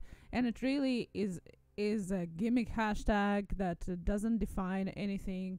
And it's mostly used for putting the selfies out there. And there's lots of people that belong to different other communities that use it, not because they identify with it, but just because for fun. I have your questions, guys, and we will address them for sure. So don't worry. The questions that you have or had asked, I have copied them, so we will address them going on from now as well. If you have any particular experience of anything that we haven't touched up that you think that is going on or you have seen in the live streams, so maybe positive as well as negative, because I'm sure we guys spend so much time on live streams, a lot of us here in the chat and us as well, that we all have seen, I think, everything what we have talked about so far. Hello to everybody who's just joining us now. We're just talking about YouTube etiquette, about what we have seen and experienced in ours and other people's live streams, and what is really YouTube etiquette? What is really internet manners? Are there actually, is there a place for YouTube manners or internet manners? I think there is. I think the same as in any other place there should be some kind of lines, especially the more people are involved. And then, I mean, YouTube is a huge place with people from different geographical places, from different social statuses, from different experiences of life, that we should be in a default more acceptant to different ways of perceiving and expressing things. It shouldn't be, you shouldn't think just because it's not exactly like you are that it's wrong. It's like going into the most multiculturally leveled city, and not imposing yourself, but on the other hand trying to get along. Also, I wanted to address the banning thing since you came back. I finally remembered what I wanted to say. Yeah, go ahead. I was too angry. I had to go change my shirt. It was too hot. It's okay to do that. Coming to somebody else's live stream, you're coming to their house or their workplace. It's not a public space per se. It is and it's not. If I don't want somebody in my house as a guest... Wait. Here's an example. Here's an example right here. Now, you see, we just, well, a while ago got rid of, there's been days of this person, Zach Hoop, just causing trouble, disrespecting, and that was one of the ones one night with Kevin the Fan. Exactly. Back again with another account, and that's fine. Watch, there you go. Hide user in this channel and done. I don't put up with it. I'm sorry, this was just, what do you call it, a teachable moment, and in the moment, there's an example. Right there. Yeah, and so I just wanted to say that it's like being a guest in somebody's house. You can't force yourself to be a guest in somebody's house. And usually, at least I was taught that it's pretty rude to force yourself to be invited somewhere. So if you get banned, you might want, if you want to know why and really, really want to, as Andrew said, like you can always private talk with people. But on the other hand, even if you do and they decide not to talk with you or they decide to keep the ban on, that's their right. It's their live stream. It's their channel. They can choose to ban everybody if they want to. It's not it's not a default that you can go and do whatever you want and you have the right to be wherever you want. No. Your channel is your castle. Everybody else's is theirs. That's right, Bottle Top. Sorry. You're right. You got to admit he's dedicated, starting a whole new other channel. Yeah, exactly. But it just shows you the limits that some people are going to cause trouble into it. I mean, imagine if we left that go on. No, it's not ruining it and everybody's going to go. But I mean, it's just another thing that makes it kind of miserable for somebody else while they're trying to enjoy themselves. And I'll always bring it back to real life examples. If you get banned, there's a reason. That's exactly it. Same as I've always said about dislikes, somebody's or unsubbed. You know, people say, well, I came last night and I got 10 subs and I lost 7. They're all unsubbing. No, they're not. They don't care. When they're sub for sub, they're so far gone they can't even remember your name 2 minutes from then.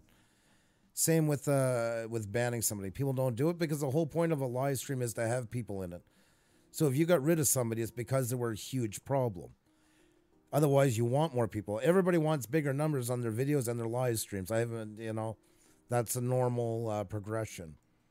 So, yeah, if you ban them, exactly. And that's why I'll get that kind of things. Like I ban somebody and then they'll show up in somebody else's live stream. And, oh, why did you ban me?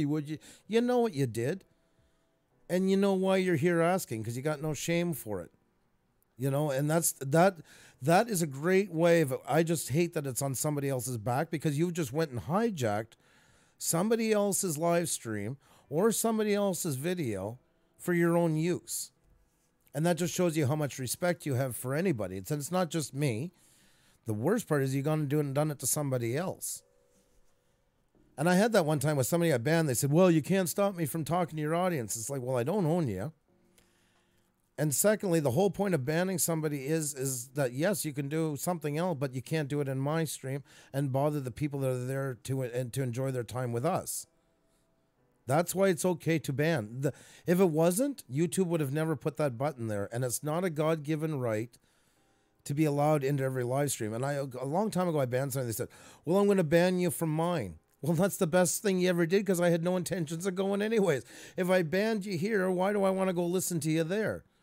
So that's an excellent idea. I think that's awesome. Maybe they'll even bring more peace to the whole thing. So, you know, it's... I don't know. There's so many things, right from inviting other people. I've seen people go into live stream and say, hey, Bob, Jenny, Dave, Susan, I'm having a live stream. Come on over in somebody else's live stream. And especially, Xenia brought up a good point a while ago. When we were small, we had that done to us lots of times. Lots of times. That's why it's a sore spot with me, but not just because when it happened then. But I'm seeing it and I'm hearing it in other small live streams. People just getting going. I mean, 10 people. I remember when we got 10 people, we thought we had the world by the ass. We were so excited. I remember one time we had 20. We were scared of ending the live stream because we couldn't believe how many people were there. As you grow, I mean, it's normal to get bigger and bigger and bigger. That's natural progression. And to be like me watching somebody now in the live stream that has 200 into it, shutting it down. Wow. Oof, that'd be hard to do. But they had 400 in there when they were going. That meant a lot to them. The same as that small channel that had 5 or 10 in there. That's a lot. They've worked hard to get that number. How dare you go in and play with it? How dare you disrespect what they're doing? They've worked hard to do that. They're not there for your amusement. They're not there to be played with. That's theirs. So I know some people are scared, but I do that. And if I see somebody treating somebody really bad, even in another live stream, I don't want them in mine. If they did it there, what's to stop them from coming and doing it here? That's the whole reason behind it. It's not that you've cut them off from them. You can still meet those people in all kinds of other places, just not in here. One spot. It's not the end of the world. It really isn't. You know? And it's made like that. When people fight over stuff like that, it's usually they know what they've done wrong. And the same as when they go in and inviting them to go to other people's stuff and that. Like, it's just, once again, folks, everybody would just treat this place like real life. Things would be so much easier for all. I cannot stress that enough. Just every time you see an avatar, all these avatars, listen here, if you look at them every time and remember, yeah, there's a real person in here and I'm going to treat them like I do the people at work or my family or my friends, whatever. You're not going to do a lot of the things you usually do. I cannot imagine going into anybody's live streams of people that are here right now that do them. I'm going to pick somebody out of the list here. I don't know anybody. I don't know. Old Hag. I'm just going to take Old Hag. Old Hag's live streaming. I could never, ever dream of going into her live stream. Kind of an interesting example. I love Old Hag, and saying, Andrew, Puša Studios, great to have you in here. How are you tonight? Not bad, Old Hag. I'm live streaming in 10 minutes. What's new with you? I mean, my God, how could you do that? I don't, that's the part that maybe you guys can tell me, and you guys just aren't the people to do it. But I do not understand that. I do not understand how somebody could do that. It's bewildering to me. I maybe I'm missing the point. Maybe I'm missing. I could never see how I could be turned to want to do it, but maybe I am missing something. You know, we got to start treating people like people here more and more. There's no need for that. Rude, ignorant. We have a guest on. You can say in the chat, like, I don't agree with that person's saying. I don't think that's the right way to look at it. You don't have to say that guy is a fucking idiot. Another example of it. Same as you wouldn't put up with a heckler onto it. I know Xenia's trying to calm me down. She's patting my leg. Because today, as everybody's saying in the chat, that it is very educational, and I hope you guys pass the message as well. Because we're not talking about anything in particular, we're talking about the general YouTube Yes, but etiquette. down the months as sitting up here, and a lot of you guys have, we've been seeing a lot of that stuff. And we just,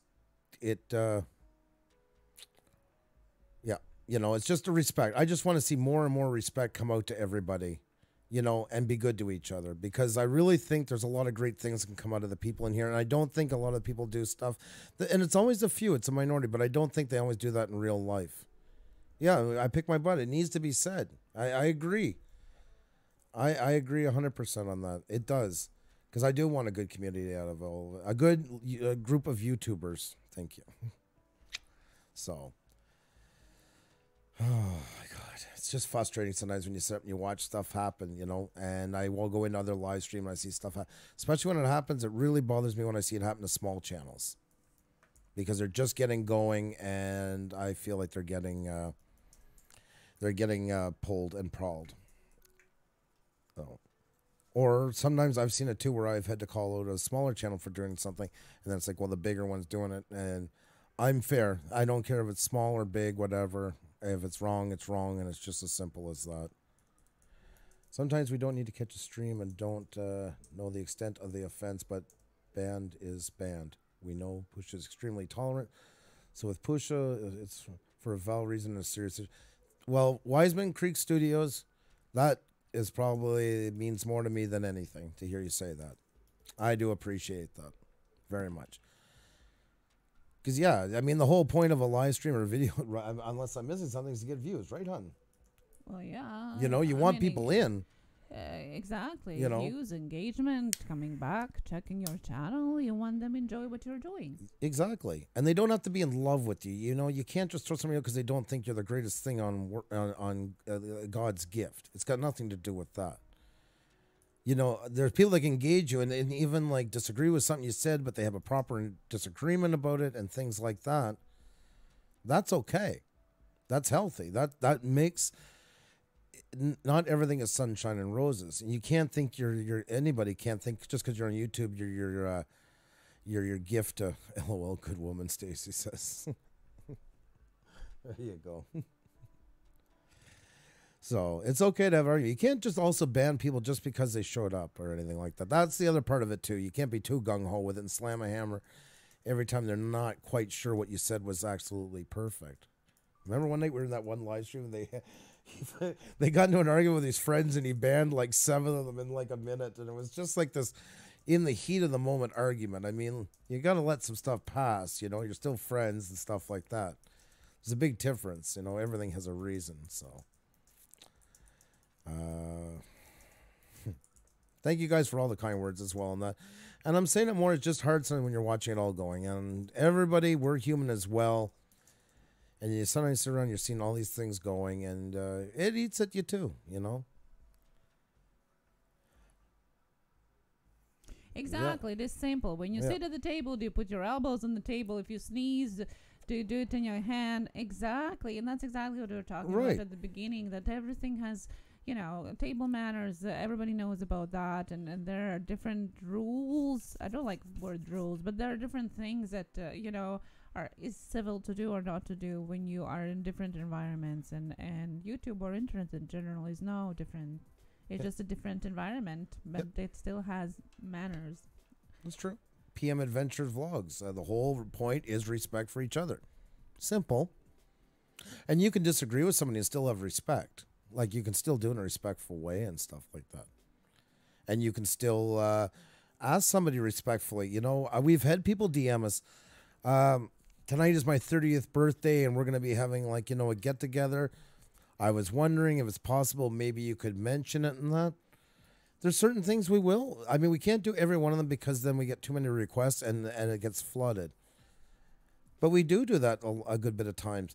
And people are very nice about it, and they ask, and they say, like, if you don't mind, and they always say stuff like, you know, if you can't, I completely understand and that.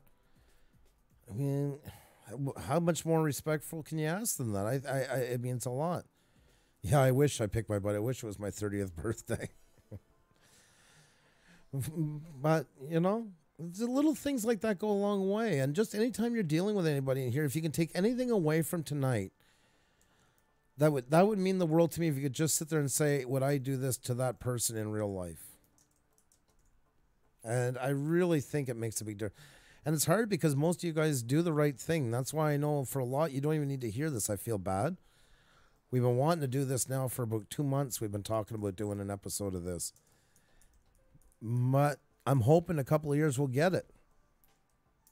I hope you guys will honestly tweet it out and get it, because the more people are in here hearing this, the more chances some that really need to hear it will hear it. And you'll notice when it's the people that do it hear it, they're more cautious about doing it anywhere, even because they know they're doing wrong. They're not. I mean, but there is some that are just starting out that are honestly, especially with the subbing thing, as annoying as it might be. Some are just getting into this, and you got to remember, they're on a rush of it. They got in. It's kind of a bit like a lottery. They're like collecting bottles, like, oh my God, 1,000. I'm going to get there in a week the way I'm going. So they just start hitting live stream. They're not quite sure how to do it yet, and really they should know better. But that's why I cut them a little bit of slack. I tell everybody, like, don't ban them right away. Don't time them out. Remove their comment. Just tell them. And we've had some people, right, that start off as like trolls. Oh, yeah. And they're with us this day. I mean, they couldn't be. They're probably some of our most loyal friends out of it. No, we love that. And then lots of people just don't know. They come in thinking that it's the same way as they have experienced before, and they come in blazing guns, and do the same thing as they're used to. And that's why we always ask, like, don't time them out right away. Educate, explain. And lots of people actually, yeah. Okay, yeah, sure. And they actually start to talk normally. I remember one girl especially said, oh, finally, I can actually talk like myself. Yeah. Instead of like a robot, sub me. And in some places it's okay, and that's okay too. It just, you just need to adjust to where you are. And that's all. And again, just because you think that you're doing YouTube for one reason doesn't mean that everybody else is doing it for the same reason that you are. So respect whatever reasons are there. Some might take it more serious than you.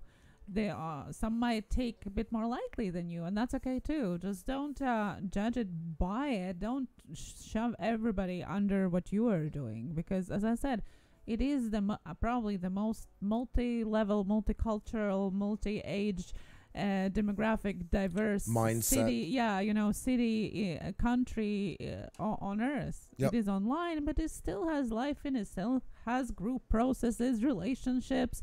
It's still going on the same way as it is in the life of matter, where you can touch things. That's right. But other than that, it's all the same way. So we should really, apply the same behaviors to it. That's very true.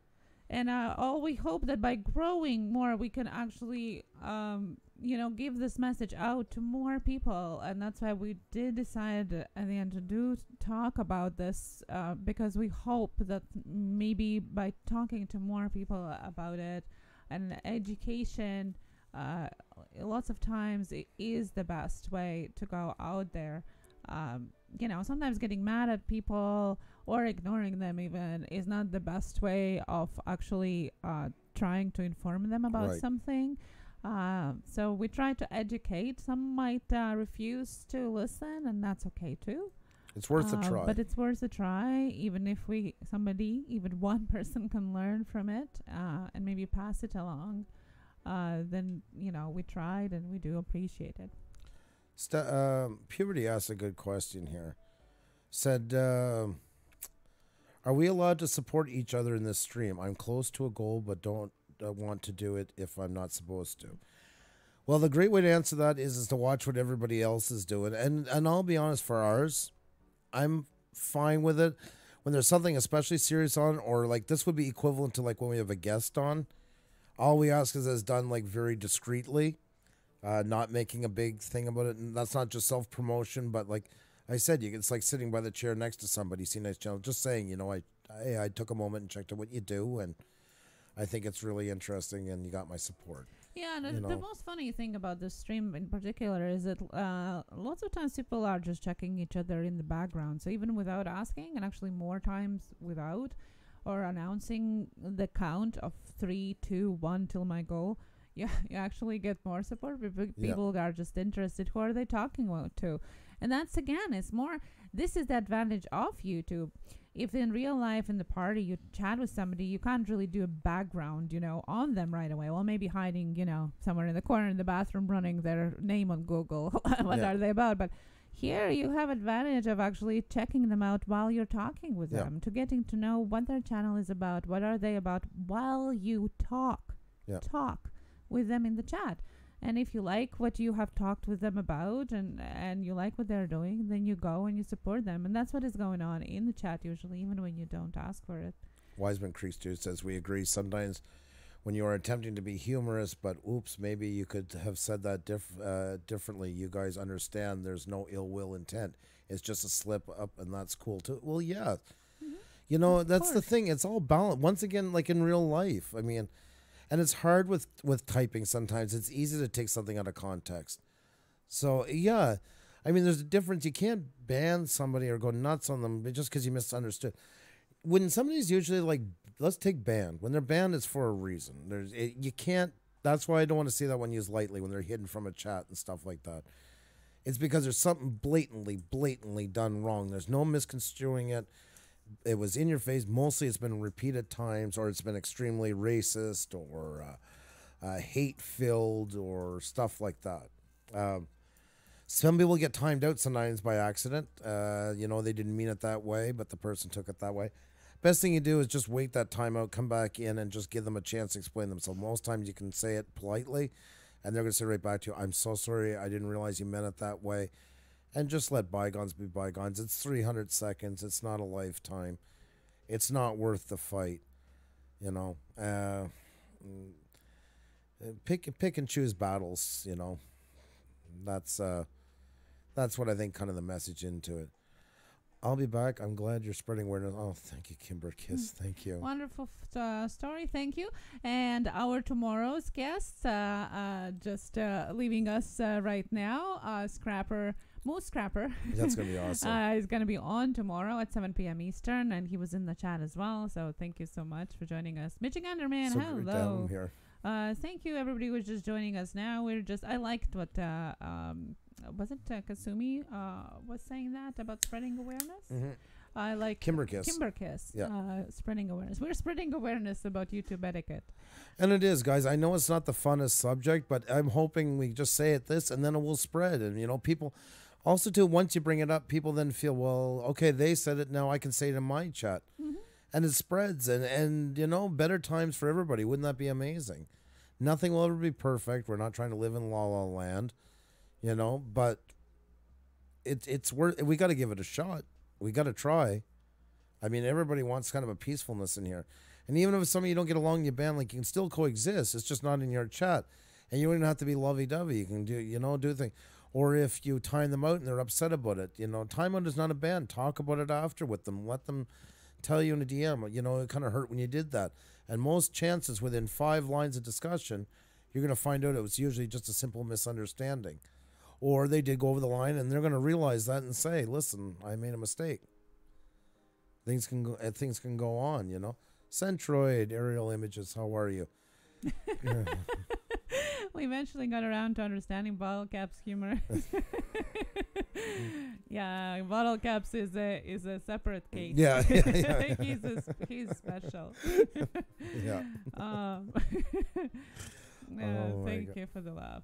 Yeah, exactly. Yeah. I hope it wasn't too heavy. I hope it's not too heavy for you guys. It's just that it is, and it is a passionate topic because we have to do stuff like this sometimes, and we want our stream, and I'm sure a lot of you guys do the same. You know, you want it to go as smooth as possible. You want everybody to enjoy themselves because that's the best way to get more people the next time you're in. Is to, you know, word of mouth is everything. It truly is. And bad and good travels equally fast. And if they have, like, were you in the Puša Studios last night? Yeah, but there was 2 guys that were calling everybody else in their names, and they were sub me for an hour, and they were insulting people. What is that person that hears about it going to say? Oh, wow, I got to head over there right away. That sounds like a ball. They might, and God help it if it is, because that's the beginning of the other side I was talking about, when they start building up in numbers. So you kind of got to cut it off right at the root if you don't want it to turn into something like that. And we've seen that. We've seen them turn into stuff like that. You know, when it wasn't dealt with and it just got bigger and bigger. And you go in and the host looks all, I don't mean to laugh at it. I'm trying to give a bit of comedic twist. This is exactly what you'll see. They're all like shell-shocked. Like, okay, now we're going to try, we're going to sing a song. And he's like looking like he just came back from war, and he's all like, his pupils are dilated because he's freaking out, because what started as a small problem now is 3/4 of his chat. He never wanted it to be that way. There's so many people causing problems in it now because they decided to kind of set up a shanty town in there that they can't get rid of them. And that's what really, really sucks. Right, Miss Green Thumb, you're right. Unfortunately, bad stuff goes out faster than good news. You got that right. That is so true. It is too bad, but you're 100% right. You can do 100 good things, but the bad thing you do. I'll give an example. There was a guy in here. I hope he's still here. Lincoln Coin Central. I met the coin community right before we were about to hit 2,000. We were close. I think maybe 25 away type of thing. And I was going around and I seen a couple of guys saying sub, and there's where I made a golden error. I should have watched the chat more. And I knew this already, so there was no newbie mistake or anything like that. This fell dead on me. I screwed up. And I'm like, oh, I got you. And we don't show our subs like a lot of channels do. We have a business. We can't, in case somebody doesn't like something we're connected with, they might not take us for their wedding and stuff. And Lincoln Central Coins called me on it, and he said, oh, he's just collecting subs. He's not even showing them. He's just basically making it up. And I said, I'm really sorry. I said, I'm running on kind of an adrenaline right now. We're going on in a couple hours. I knew this one was just shutting down. And I said, I apologize. I said I was going too far, and I was just excited about it. And he didn't let it go. He told me. He said, he kind of called me out onto it. And he said, no. And I was claiming, but it didn't matter. That was here nor there. I did something stupid right there and then. And he took me to task onto it. He wasn't an asshole about it, but he said, we're in here, and it was Ken Peavy's channel. That's exactly who it was. I just met them. And if I had just taken 5 minutes and took my breath, more calm, probably wouldn't be in that. And I'm usually not doing that kind of stuff. That one was a rush because I was so close, and I made a bad judgment. And you notice he was in here tonight, and he's here pretty much every live stream, I'd say. Yeah. He probably just stepped off. Yep. He just was there. And, I feel like I made a good friend with him because of it. And the other one I want to mention is Eric the Red RC. He was different. I wasn't doing that, but we're in some place and I met him, and I love his channel. It was really cool, and I said, I like what you're doing. He's like, yeah, I appreciate it, but there's a bunch of sub for some going on, and I'm not really interested into it. And I actually said the same to Lincoln as well, excuse me. I said, come to my channel. Come to a live stream if you can make it. I'd love to show you what we do, and then you can make your decision and see if you feel well with it. And both of them are still my friends to this day, and both of them have never wavered on what they are. I respect the hell out of them for it, and I think it's safe to say they respect me now a lot for it as well. But there was taking a decision where I was the one that was bad, not Lincoln. For a second, it was me. And I owned it. And it sparked me up not to do that. And I should have known better already. Like I say, I'm not using excuses. It wasn't a newbie mistake. Nothing like that. It was me that just made a bad call. Yeah, and that shows, guys, too, that we have done these things, too. As we were growing and still are. Yep. As we were trying to understand what is YouTube about and how it works and all of that. We have done some of these stuff, too. That's okay. We're not saying that, we have never done that. How dare you? Yeah. We have done things too. That's right. We will all make mistakes, sometimes by accident, sometimes you don't know better. It all happens. We have done them too. So don't take it like we are all white and fuzzy. Yes. Everybody does that. Exactly. It's just good to discuss some of these things, and we definitely have done some of them, especially at the beginning, that's for sure. Wanted to welcome everybody who just joining us in. We do have some questions. Did you want to address some of them? Yeah, because sure. we why do not? have some about the live streams as well, and sure. I would like to get through some of them at least. Try. That sounds like a good idea. Okay, let me get to the beginning of them. And just before that, I just want to say to everybody, thank you for taking the time to listen to a lot of this tonight. I know we take a lot of questions usually, and that's not going to change. I really, really appreciate you guys giving us the time to talk about that and stuff. It really does mean a lot. So thank you. Frozen Fury is in. Hey, Frozen, how are you? We're a guest from yesterday. Awesome. There have been so amazing reviews, yes, so to say. yes. People in the chat have been just saying all throughout the evening how amazing you were yesterday and how much they love you and checking you out right now. Thank you so much for a great interview. Again, I don't like calling it interview. Great chat yesterday. We really enjoyed it. And guys, if you missed yesterday, we had Frozen Fury and a talented musician and a guitarist. Go check that out. Go check him out.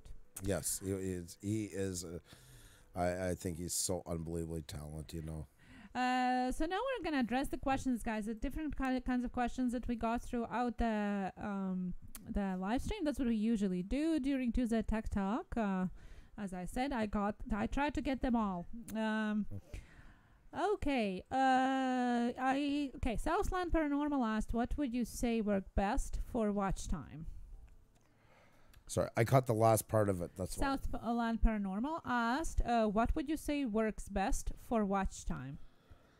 Well, there you go. I mean, live streams can help you a lot. Just if you're going to do it, make sure you want to incorporate it properly in your channel. Don't rush it just for the sake of getting watch hours. Find a way to incorporate it into your channel that makes sense. Don't overdo it. Make sure, too, in a short time that it is working with your audience. That's a really good, important point. Some audience is going to work well with. Some aren't going to be. You might be really good behind the camera, but not so good up in front. And that's okay. Not everything is for everybody. So just play with caution. If you're doing it on the video side, you definitely want to try and hit the 10-minute mark. You'll usually get more watch time in general out of it. It's harder, though, to make. It will feel stretched sometimes. Once again, the same as a live stream. Anything you put out, you never want to make it look like you're doing it for time. If you can only squeeze 5 minutes out of it and anything else just really feels like you're extending it too long, cut it and leave it where it fits good. You're better off to have that and get more watch time out of that with people please what you do, because they're going to come back and want to watch more of your other stuff versus a couple of long ones just for the sake of getting time. That will work adversely against you. Yeah, and different experiments, so to say, and studies have shown that longer videos actually do get better attention and watch time than shorter videos. It used to be that, 30-second, 1 minute, 2 minute videos were great. That's not the case anymore. And I just actually was reading about it again yesterday. So if you're going with the videos, definitely that. Make sure that you are trying to keep them engaged. And the best way of doing it is to break up inside the video. Maybe put it in the graphic, put a B-roll every so often, change the angle of the shot, just so it's more dynamic video that makes them look through it. Are you copying these questions that are coming up? Yes. Oh, you are? Okay. Yeah. And if it is a live stream, I do honestly say that live stream probably, if you want to get to your 1,000, is a good way to go. But really think what you're doing, because just staring at the screen and not saying anything is definitely not going to gain you watch time. Yeah. It's more going to be a waste of time for everybody. Let me see here. I just want to see Sweeney Todd 70 asks, how do you go about choosing guests on the stream? It's we've actually become lucky now. We have more of a pool. Like the first season, we were literally sometimes begging people on their live streams to come on because we just had a cancellation.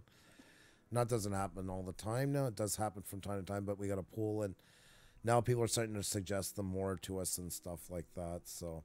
Yeah, we for our live streams, we do try to choose people from different categories. As you see, we have musicians, we have somebody who is in tech more, somebody scrapping like tomorrow is going to be. We try to expand the horizons, so to say, and try to touch on different categories of creators. And that's what we try to do. We try not to repeat, not to have all the, car reviewers in 1 week, or not all the travelers in 1 week. Yeah. So that's what we kind of do. And we always are looking for a great story behind the channel, as we always do. And it doesn't matter the size. We've had some 500, and tomorrow we're going to have somebody that's almost 50,000. Some that are in TV, some that are in podcasts. It's good to have a varied amount. The story really counts. Not just what their channel does, but stories that they have that they can really bring to the table. We watch them. We find them good speakers. Very interesting things, stuff like that. Fox Runner asked, when you were saying something not to be offensive, they start calling you racist when you're really not. Why do some people say that?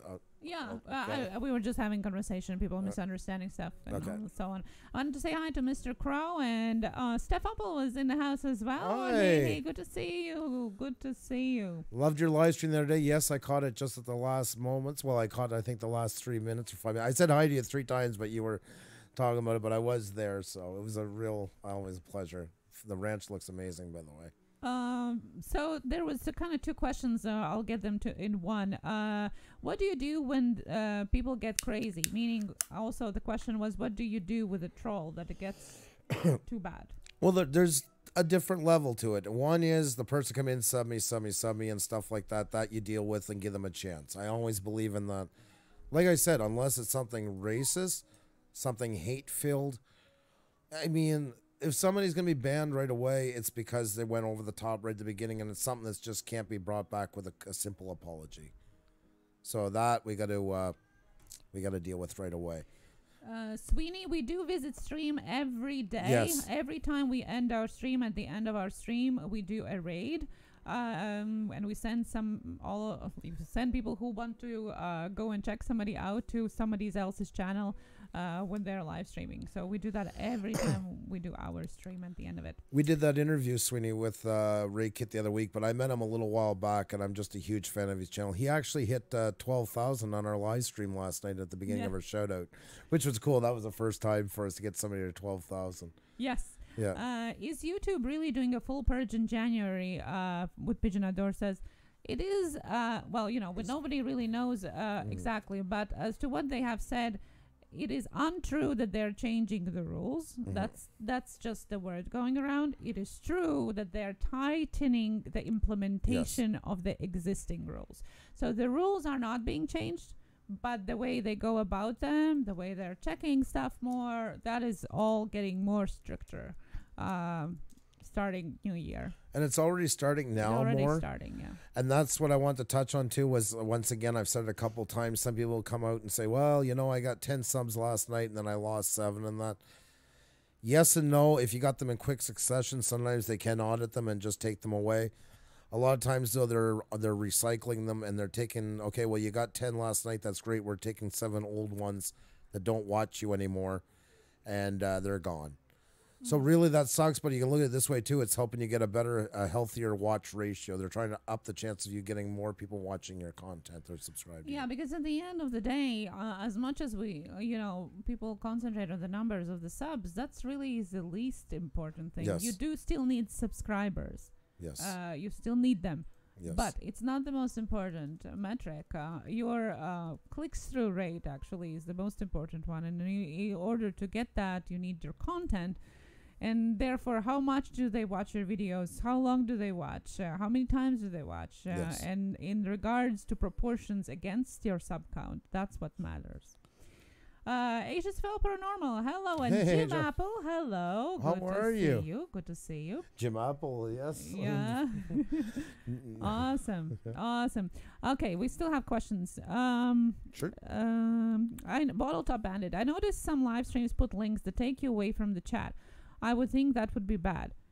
In general, yes, because, again, there is sessions. So what it means is how long do you stay on YouTube per se? Yeah. It is very good if they stay on your channel, obviously, because you want them to look more at your content. But for YouTube in general, it is they want people to stay on YouTube as a platform the longer the possible. So if your video, no matter if it's a content or a link that you threw in, differs a viewer from YouTube to somewhere else, and they close the YouTube browser forever for that day or whatever, they close it and do something else, that rings the bell for YouTube. Okay, this content was bad. It made people close YouTube. We don't want to promote it as much. So it's not in a matter that it is bad, but if people go and don't come back, it might start to reflect worse on your video and on your channel. If it's something like a Twitter link or something that makes them come back again, like they don't close the browser or they go there and come back again, then it's okay. There's more sessions started. but it is worse than if it makes them go away completely. Also, it is against guidelines to actually prompt to go somewhere else instead of YouTube, like actually saying, like, come to my Twitch stream tonight, you know? Linus Tech Tips was a great example of that. They used to put up an opening promo of about a minute long, sending everybody to go watch their Twitch live stream, and then that was done, they would upload it onto YouTube. And they actually got nailed for it. And why I'm saying that, they were at the time over 6 million subscribers. So we always feel like they're always picking on the up-and-comers. Believe me, the big guys do get it too. Frozen Fury says, subscribers just a title. It all boils down to how great your content is, in which you offer, and how you network and treat others to avoid drama will increase your growth. 1000% agree with that one. So much. Very, very well said. Guys, we've always brought up about Joe, that classic example of it. 500 subscribers at the time, getting over 1,000 views on a video. The AI likes him a lot more than somebody with 10,000 subscribers getting 1,000 views. Engagement is everything. Yes, exactly. Okay. Is there a way to have automatic posts like reminders to subscribe or hit the like button to make easier being only one person streaming? Yes, there is a Nightbot. We have tried it at the very beginning. We have seen other people trying it. You got to be really careful with the settings before you start it. We have seen it booting out people for nothing out of the chat. Saying stuff like hi. Yeah. So before you sign up for it, really like double check the settings, because you really got to make sure that they're working. Yes. We have thought about that too, but there are two of us for now, so it's okay for now. I tried to find something similar, but I haven't really seen anything that is similar to it. So, guys, I need to call this out. I'm asking you guys' help, the ones that are in here. If you guys can help tweet this out, hit the like button. It's because a lot of people are getting booted from buffering. It just seemed to take a big shot. I just went and checked other people's channels, and wow, everybody got hit hard. We literally just dropped 35 in the last 2 minutes. So if you do, please just hit the refresh button. Everybody's getting it. We can't fix it. But if you can tweet it out, that helps us out a lot. So if you can, that would really be a lot to us. So it feels good to have you here, Steph. It always does. You always got a home here. You know that. Anytime you can make it, you're always welcomed. Frozen Fury says, Nightbot bans people if you offer them chocolate chip cookies. Yeah, on the size. Yeah. Okay. Thank you, Jess K. I appreciate it so much. It really does help, especially tonight with the way the servers are going. Sorry, guys. I don't, thank you. I pick my butt. It really does help. Thank you. Mr. Crouches was asking, what are your thoughts on YouTube managers? I receive people texting me, asking me if I like to pay them. Hope that makes sense. Well, if you can afford it, you can do it. Also, trust what you're signing if you're doing anything, because, I mean, they're... Research and make sure they're credible. You're going to get the copyright strike, for example, or community strike, not them, right? Exactly. So really... you know, they need to know what they're doing if you want to give it to somebody to manage. You can give managing role to your channel. You don't have to give out your password and here, do whatever you want. You can give a manager role, like a team role, so to say, to your channel. Just make sure that the person knows what they're doing, or you trust them at least. Crazy. Man, it's buffering. People are dropping like all the channels. I just checked. One I just checked dropped about 90 people. Yeah, it's really, again, their reboot. It's crazy. Oh, thank you, Jim Apple. You're so kind. And Destination Chronicles too has said they tweeted it out. Thank you so much. That's why when we say that, guys, we don't want to be we never even asked anybody to hit the like button for a long time because we felt like it was being too abrasive. But finally, we said we have to do a little bit to manage it. It's also for you guys as well. The more people in here, the more people you get to meet, the better our channel does. We're not on a soapbox. Everybody's got to win from it. So, yeah, thank you very much. Sorry, it's a bit of extra step tweeting it out, but it really does help, especially in times when it's doing the YouTube's backup ingest server. It helps less traffic. Try using YouTube's backup ingest server. Interesting. Tell us more. Yeah. I know you're talking about in that setting. That's interesting. Never thought of that one. See, we learn stuff from you guys too all the time.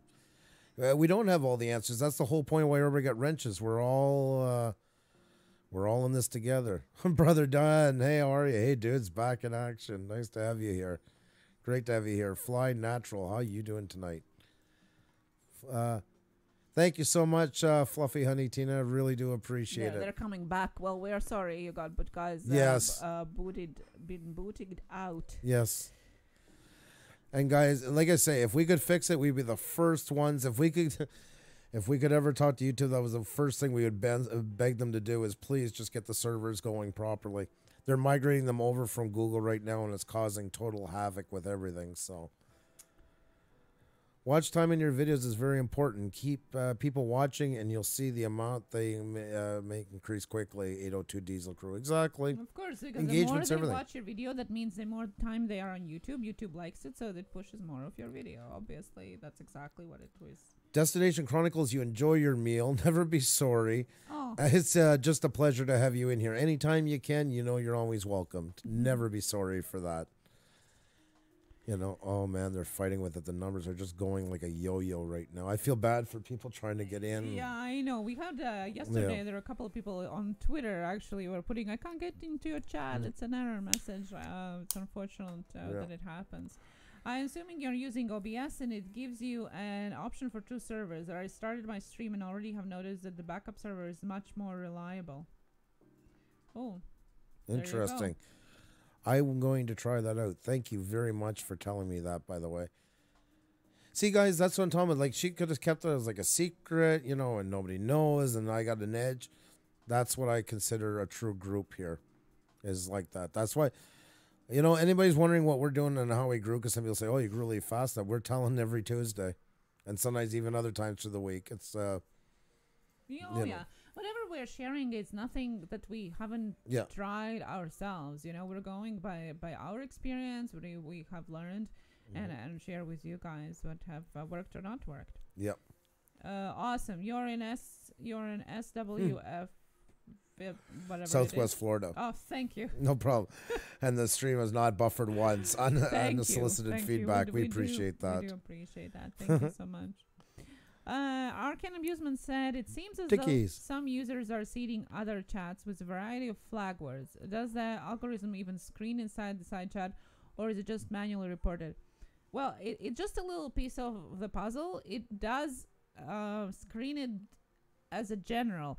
But it's very important, again, the same as it is used to be with SEO, that you could just flood your tags and your blog or whatever you were writing with a whole bunch of words like keywords, right? Just throw them out there. Now it actually it contextualizes it, meaning that it sees the natural flow of the sentence. So if the words are just thrown out there, just as you said, just to flood them with the keywords, that doesn't really do anything. What it does, it kind of sees the theme of it. That's why they say that in the video, for example, when you make, it's important to actually talk louder. That's what I was telling you a while ago. It's important to talk about what your video is about in the title and the keywords, because it all should combine. It does scan it. It's not a very important part of it, but it is a part of it. And as we always say, it all combines into the big puzzle. And even if one piece is missing, it still is missing, and the puzzle is not whole, right? So don't do it on purpose, but it definitely helps if it reflects the title and the keywords. Thank you. There we go. I think I got you up now on the levels. My voice is going out again. Oh, okay. Yeah. Already. Well, I'm not making no comments about that. Yeah, Andrew's so happy.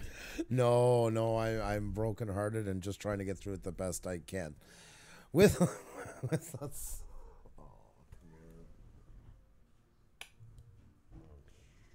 Okay, we have other questions, and I want to get to all of them. Okay. What's the next question? Throw it at me. Let's hear it. What kind of lighting do you guys use? Budget and Survival was asking. No, not very good lighting, as you can see, for somebody who has a photography business. We've just never quite set up for it properly on this one. We can't use our other stuff because of the way the monitors are set up. We need a light box over top of us. That will come. Yeah, this is our next investment is lights. So we got the audio, the video, now the lights. Yes, exactly. So. Okay. No, well, pick a volume you're going to talk at. Well, I can't. My voice is going, no? I can't even see what I'm turning. Blessed Intuitive Tarot said, I'm struggling with the tags. Any advice? Research your tags for the videos. Find 3-4 golden keywords for the whole channel of yours, so to say. Have a good night, puberty. And then don't use those keywords as tags. They're just your points, so to say. And then from there, research your tags through the YouTube address bar as a suggested search terms, as well as Google Trends. You can use TubeBuddy, vidIQ. We have included our personal combination of websites that we use for researching tags and keywords. It's below in the description. It's completely free. It's just our collection that we use.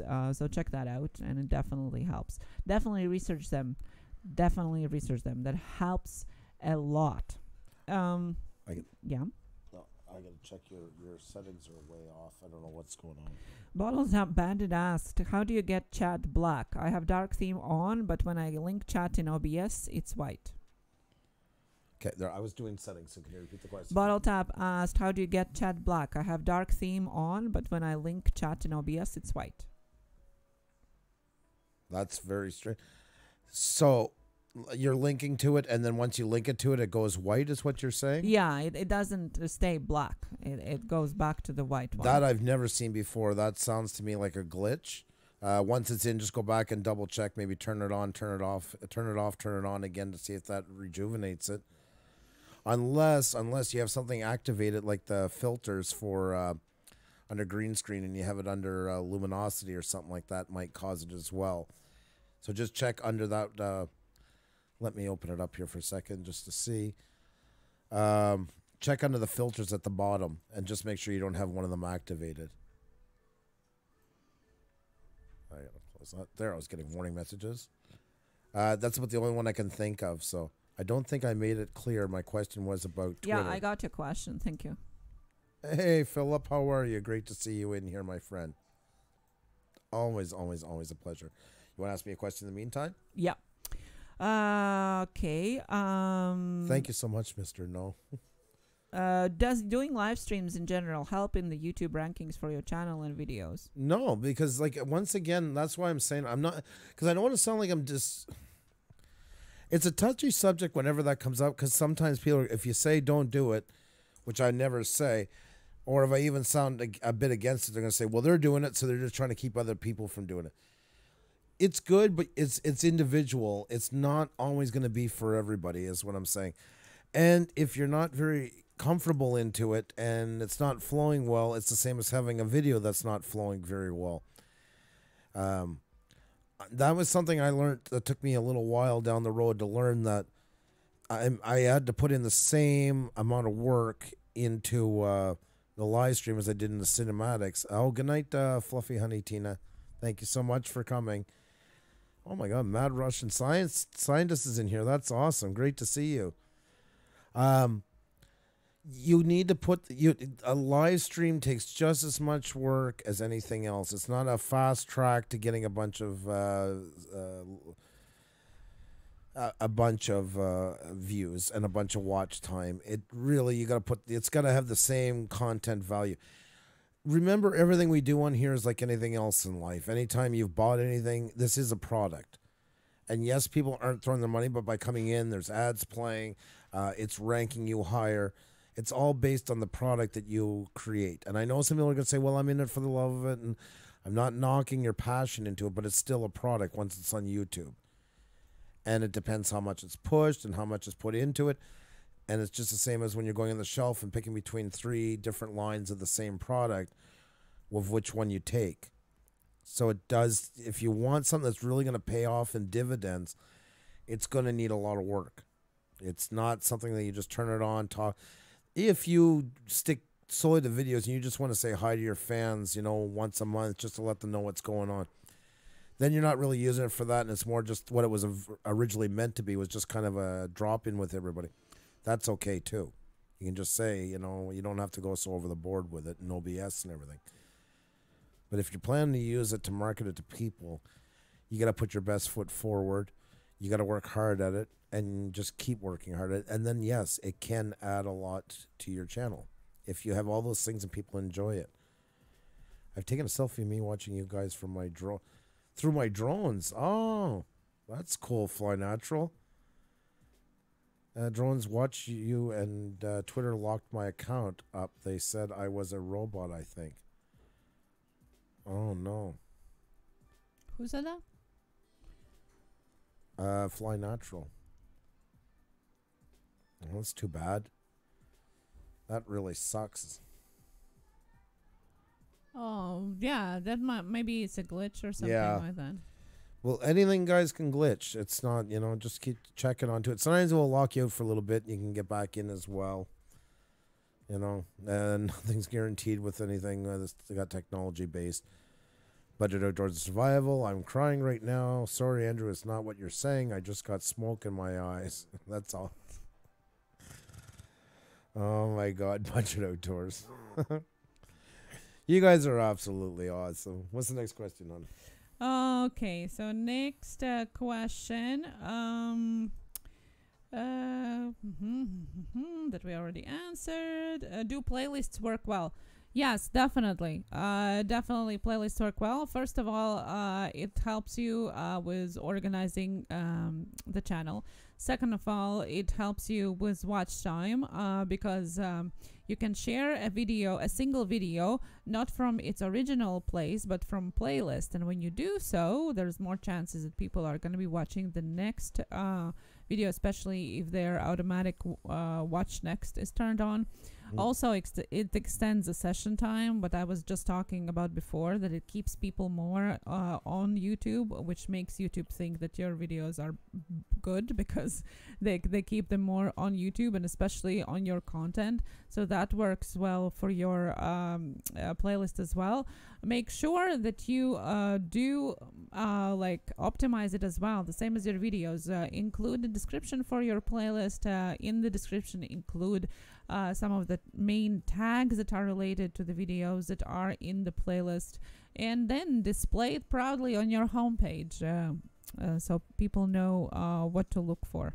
So definitely don't just, you can also just throw videos.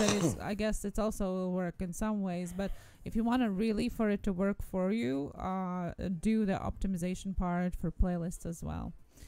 And I shared with you guys as well that yesterday that instead of featuring on the homepage just uploads as a first feature, create a separate playlist that's called like your channel name uploads. For example, Puša Studios uploads. That's the name of the playlist, which would include all of the videos that you have on your channel. And then you can feature that if you want or not. But the thing is that just uploads doesn't come up in a search when somebody's looking for your channel. But the playlist that is purposely named Puša Studios Uploads is going to come up when somebody searches for the channel as the first suggested playlist, which means there are more chances they're going to be watching more of your content. So just a tidbit of advice. Yep. Okay. Next one. Are videos between 4 and 8 minutes too short? Destination Chronicles was asking. No, 10 is the kind of the magic number, 10, 11, just because you get 2 ads out of it. And YouTube says they don't, but it tends to be pushed the most because that's what the big YouTubers are using.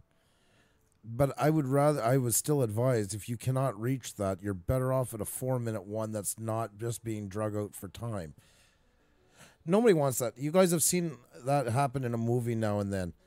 Oh, thank you so much, Sweeney Todd. It was so great to have you in here. I hope to see you again really soon. Thank you. Thank you for coming. I'm glad you enjoyed your time. Best wishes to you. I'm sorry, I got sidetracked now. I'm so bad at that. Yeah, it's okay. I'm doing 5 things at once. Sorry.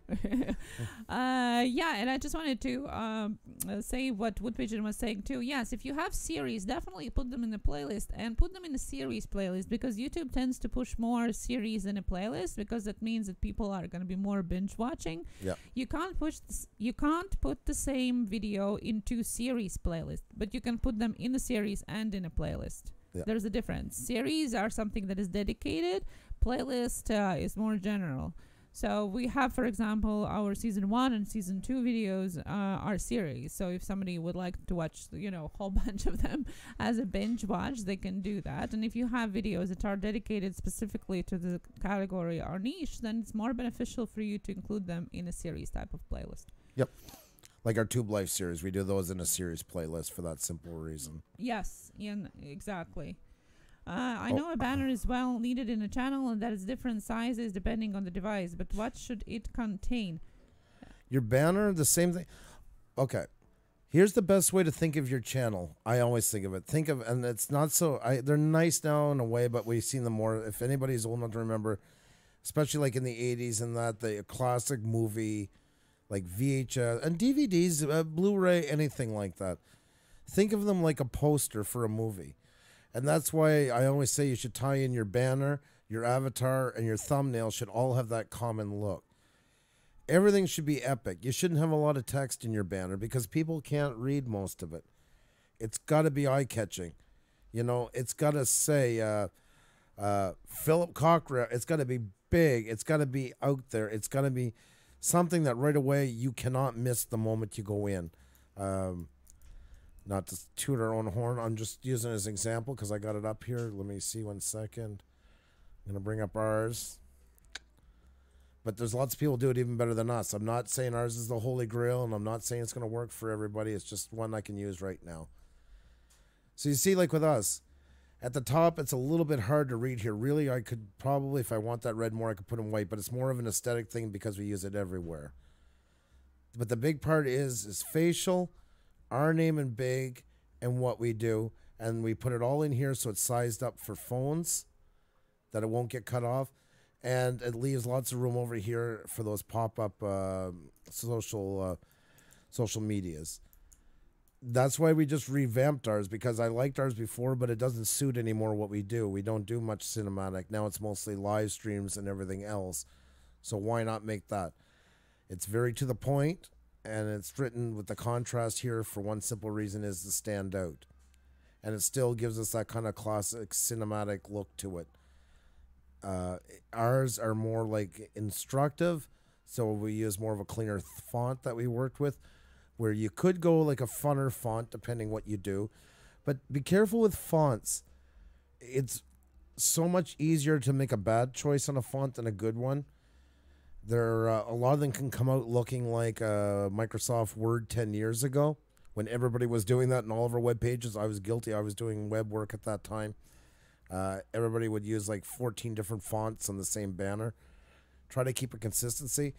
Try to find stuff in your elements here that you can use in everything. And I'm just going to go to our videos for a second. Or even, you see, here it is. Like, here's our banner. And then if you come down, we have Puša Studios in here. And that's a monotone one. But the color scheme is the exact same. It's still working off the same palette. And then all of our thumbnails, always using the Puša Studios, the same banner.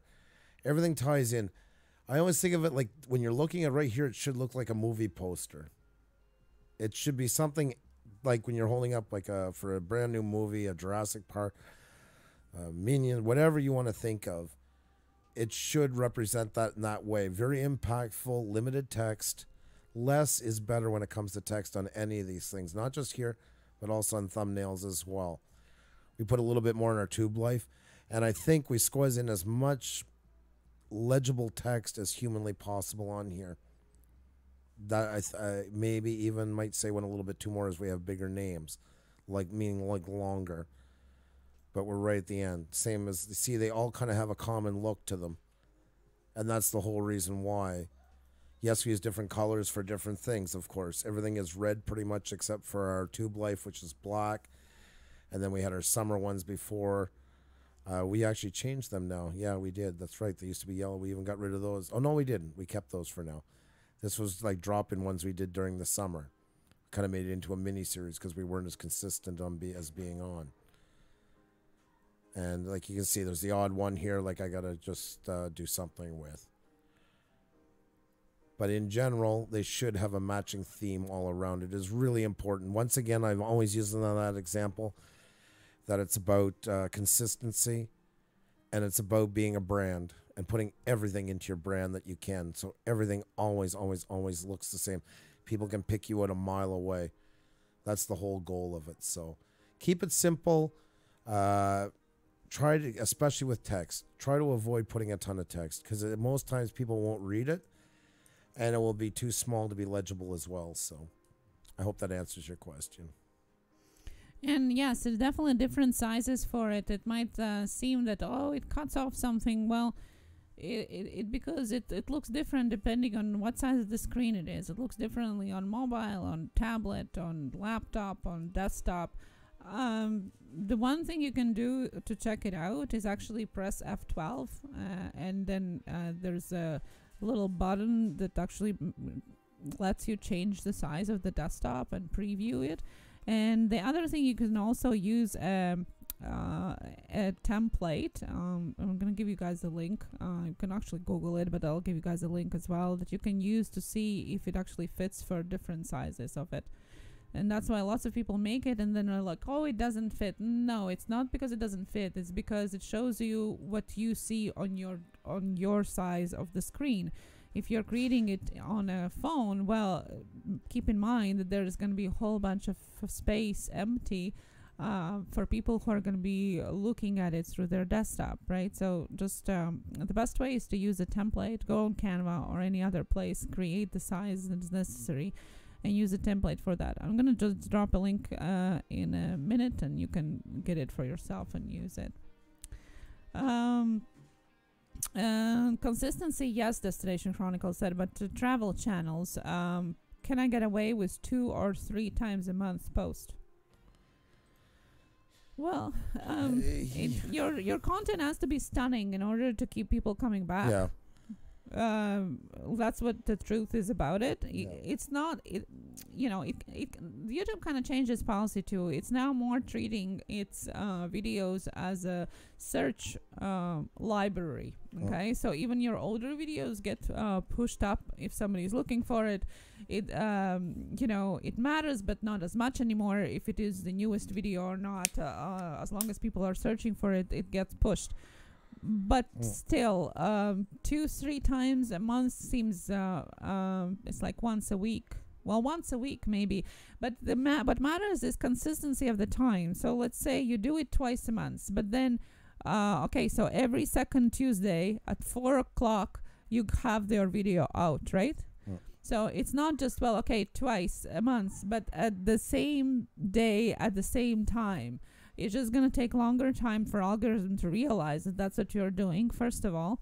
And second of all, your content has to be stunning for people to remember it and come back. Yeah. That's the thing. If you are sure that that's exactly the quality that you're producing, then you can go with it. And people have done that. It's not undoable, but it is really, the quality has to be like over the roof in order to be able to grow with it consistently. So sorry, Steph Opel. I'll tell a mukbang I love to eat. Ask Puša Studios. True story. I will eat anything they know. So hello, so Silver Shadows. Yes. Oh my God. Oh my God. You were too funny. Any other question? No, I'm just putting a link to a Google Drive shared link that you can download the template. And you can also just Google it, but if you don't know what to look for, just download it and use it as a template for your banner. That's exactly what the sizes are, and it shows what exactly the sizes are that you see on different screens. So there you go. You can just grab that one. That's really handy too to have, guys. Yeah, I use it all the time when I do banners for other people. I always overlay it on top of the design that I make. I make the idea and then I overlay it on the top, decrease the transparency so I can still see through part of it. And then I go through and make sure that some of it are in different sizes, right? So that's the good way to do that. I actually got someone else to make my banner, and they're got to using exactly. You can use different places. Photoshop, Canva, Gimpy, whole bunch of different places you can use. I use sometimes a combination of Canva and Photoshop. Now when we have a Canva for work, they do have transparent backgrounds, so I don't use as much Photoshop anymore with the combination. But definitely you can create templates, and what you do is you just create a template and then layer it on top of the picture that you want to have as a main picture for it. And you can use it either in Canva if you have upgraded version, or in Photoshop, and that way you don't have to create a thumbnail every time. You just use the same way by creating layers for it. About 85% of my views and watch time come from suggested videos and non-subscribers. It works for us, I guess, as long as we keep getting promoted by YouTube. Well, that's great. That's a great numbers. Hello, by the way. That's how I roll. And that's great. The more the more viewers you have, the better. I wouldn't say non-subscribers, because you want to get those subscribers to be subscribers eventually. That's what the point is. So they actually follow your. But it's good in a way that you have those, because you have a bigger pool of people who potentially can become subscribers. What I would suggest to you is to make a call to action inside the video, if you haven't yet, that actually reminds them to hit that red button and subscribe if they want to follow your next video. 85% goes from suggested videos. That's amazing. That's great. YouTube is not a social platform, really. It is a search engine website. So the more your video comes up as suggested, the better, because that means that people see it more when they search for it, when they watch other videos that are related to it. So that's great. All I would say is the call to action would be something to focus on if you want to turn them into subscribers, which would be good. Good answer. We had a bigger question that one question. Godspeed Super Beast asked. How do you get notifications from hashtag you created to follow on Twitter? You can't really follow it on Twitter like you can on Instagram. What you can do is either save your search. It's basically you go to that hashtag, you search for the hashtag, and then on the right side there are 3 dots. You press on that, save search. So and then you just go, and instead of searching it every time, you just go to your saved searches, and it's going to come up. You can't really get notifications from it. Instagram, yes. Twitter, no. Or you can include also those hashtags in your create moments or lists in Twitter, and include those, and then you're going to have it there all together. But again, no notifications, just a more organized way of how to see them all together. Thank you, Brown Eyes. You're so kind. Thank you. So we have Bulbul's Beer Talks. Hello. Yes, I love that name. That is got my eye right away. Yeah. We had a longer question that I saved till the end that was sent in to us by our Facebook, by the way. Oh, okay. Cool. And I wanted to address that. Sure. And a person said that it might actually benefit to more YouTubers as well. So that's why they chose for us to answer it on Tuesday Tech Talk instead of in a private message. Nice. So I will read you off the message what the question was about. I usually record using my GoPro in 1080, 3 frames per second, and I encode as MP4, H.264 HD, 1080, 3 FPS, and 20K bitrate, as recommended by YouTube. When I watch the finished video, it isn't as crisp and clear as the raw file from the GoPro. But what bothers me more is when I upload a video to YouTube, it isn't crisp and clear as I watch the same video on my computer. So what would be the best? What is the problem? Is there a camera problem, or the larger lens that lets more light in would be the question answered, or is there some kind of settings that they should be working on? First of all, have a great night. Fly natural. Thank you so much for coming. So much. I wasn't necessary, but thank you very, very much. We do appreciate it. Perfect timing. Bruni family is in. Oh, there you go. Welcome. I was waiting for you to come in to ask the question. Yes. So there you go. It's a hard question because, I mean, it's already a very strong compression. So you're going to have losslessness into it. The thing you could do is, I don't know which program you're using, like in Adobe Premiere, I'll always go 2 pass, max set rendering maximum depth. I'll bring up the bit rate, the CBR. I don't use, the CBR will be very, very high. And it's still always going to have a bit of losslessness to it because it's a lossless codec. It's kind of comparable to saving a picture in JPEG when you're using N264. And you don't really have a whole pile of choices because once that's gone out. And remember that a GoPro doesn't shoot the sharpest to begin with. I know it looks sharper, and you're seeing the difference between the two. And once it goes through YouTube, it's already going to go through their compression. So that's why when you upload a file, you have 2 steps. You have an upload and then a processing. That's what the processing is doing, is setting it fully into their codec, and that's going to even take away more. They've done tests in the past, and they've realized that really at like 10K and 4K, all it's doing is upgrading the bit rate. It's a faster bit rate more than the quality. So your kind of hands are tied, and with a lot of big YouTubers that you see these nice, crisp, really great shots, a lot of them now are shooting on Blackmagics, and they're shooting them at 8K.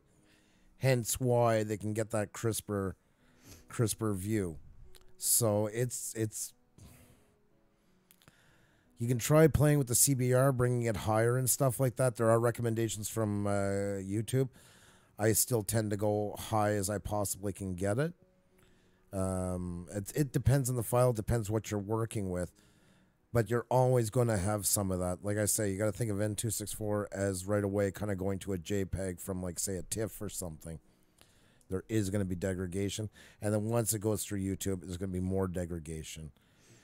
It was 1080p and it gets popular enough, YT will re-encode the... Yes, that is true.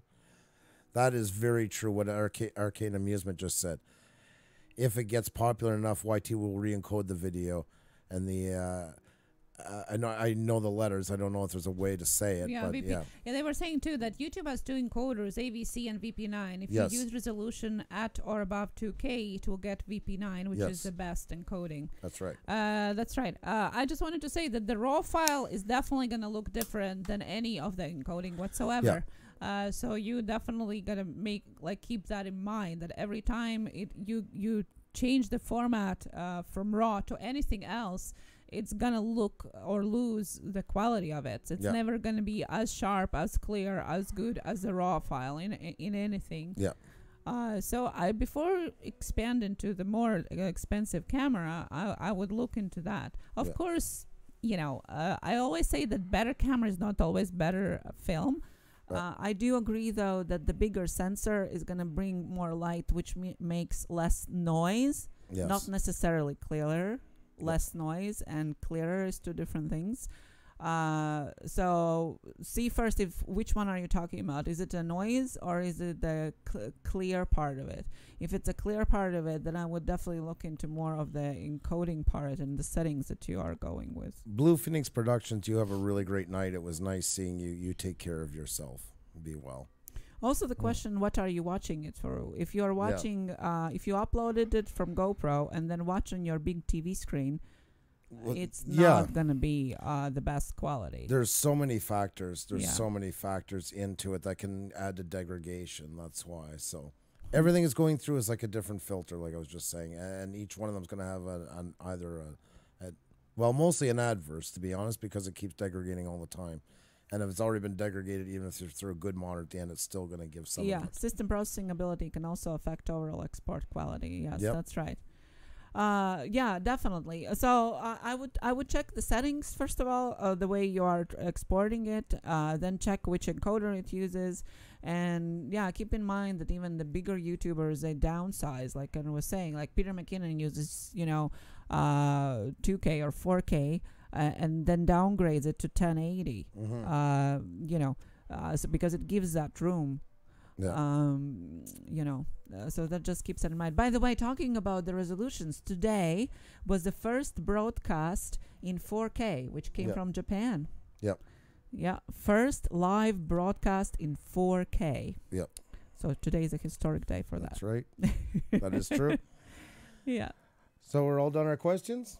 Yeah, we're done our questions. Alrighty then. Well, I guess, guys, we're going to call it a night. You guys have been absolutely awesome. I hope you guys had a good time. Oh, the wrench selfies. I forgot. Before somebody reminds me, because I know they will, and rightfully so. Let's see what we got going on here. And I'll just quickly answer the Bullmouse Beer Talks. Go to TubeBuddy Explore option and check out for funny dogs and see what comes up for a low competition and high search. There we go, guys. We got Wood Pigeon Outdoors, him and the missus. That is absolutely awesome. Well, she's from Montreal, and I guess he's in Ontario. So there you go, from 2 different places. That's awesome. They're so awesome. Hello, Weekend Warrior Outdoors. In the nice blue sky. It's beautiful. Beautiful, beautiful, beautiful. Oh, my wife and I watching Puša a few years ago. This is amazing. I love this. Thank you so much for sharing this with us. This is so cool. That is awesome. Oh, that's amazing. Thank you, Dave. That is really cool. Wow. Awesome. That is so cool. Awesome. I love it. Jackie, nice. We love seeing your pictures. There we go. Always a nice selfie. Always a pleasure to get them from you. Thank you so much. Very, very cool. Ooh, nice. Mystic Days. That is so cool. Nice. I love it. Hanging outside, I guess, around the shop, getting everything ready and that. Very cool. Oh, Fluffy Honey Tina, what a great shot. Oh, it's, she in the hospital? I hope you're okay. Yeah, it looks like a hospital, but not in a hospital bed. You're beside it. So I'd assume you're visiting somebody, I hope. Wishing good health to whoever you're visiting. Wishing good health, yeah. Well, thank you so much. That's so nice of you to... my God, I picked my butt. You're so crazy. You are so crazy, my friend. Look at the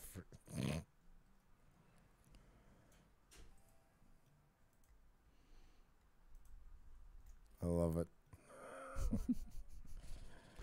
John, you're such a funny. nut. Thank you so very much. Oh my God, guys. Thank you so much. Thank you so much, Tissler. Oh, that is so cool. Oh, so nice. And look, you look so cozy. Oh my goodness, so cozy. That is really nice. Look at that. I love that. So nice, guys. Thank you so much for sharing that with us. It's such a great tradition have become. Yeah, usually because I'm about to shut down, they're like, no, the selfies.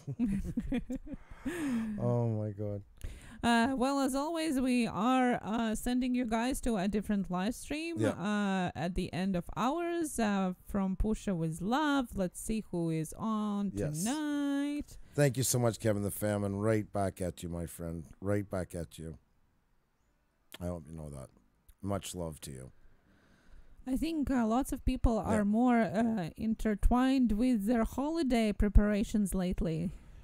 Thank you very much, Miss Ride or Die. It's hopefully everybody gets a bit of it tonight, and because like I say, people do it by mistake. Some people do it intentionally, but either way, we'll help people that do it more by mistakes, and people are doing intentionally dealt with, and it'll just be a better place for everybody. You know, it comes. There's been such a rise in live streams, and you know, sometimes things get lost away. And like I said, I've even admitted to making my mistakes onto it as well. So. You know, nobody's perfect. Oh, you take care, Philip. Thank you so much, my friend. Always a pleasure to have you. Much love to you. Much, much love. And this is a raid that you are definitely going to enjoy. And I hope you go and at least say hi and give some love. A very dear friend of ours. And hit that like button too, guys. If you haven't hit it already, that really does help a lot. That usually is not live at this time, but she is today. Oh, wow. And I hope that you guys can go over and at least say hi and show some love. It is One Sip at a Time, Trish, who is also wife of Craft Beer Pourers, if you didn't know. And we hope that you can go over and just say hi to her today. very dear friend. So as I said, she's not usually on today. Yeah. She even says Tuesdays are Mondays. Yeah. So this is a good time to catch her, and she is just absolutely awesome. Well, everybody knows Craft Beer Pours already knows Trish, and she has an awesome channel of her own. So let's show her some love.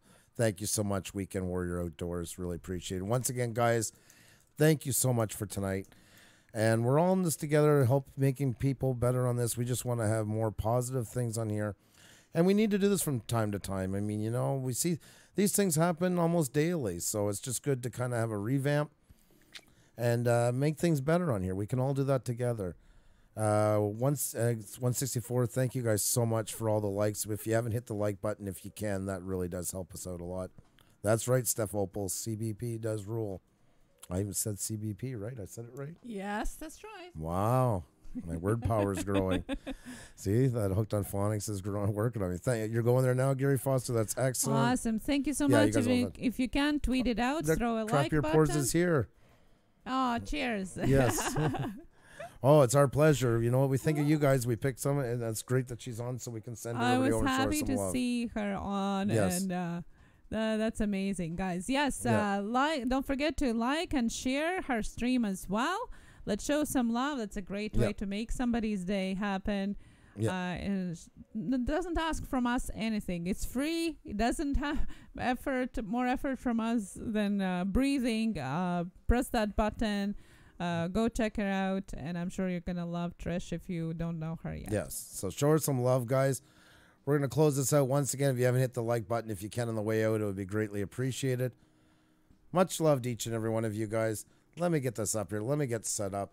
Let me make sure we're in the right space. Yeah, we're good. All right, guys, take care. Much love. Cheers and keep creating. See you tomorrow. Bye now.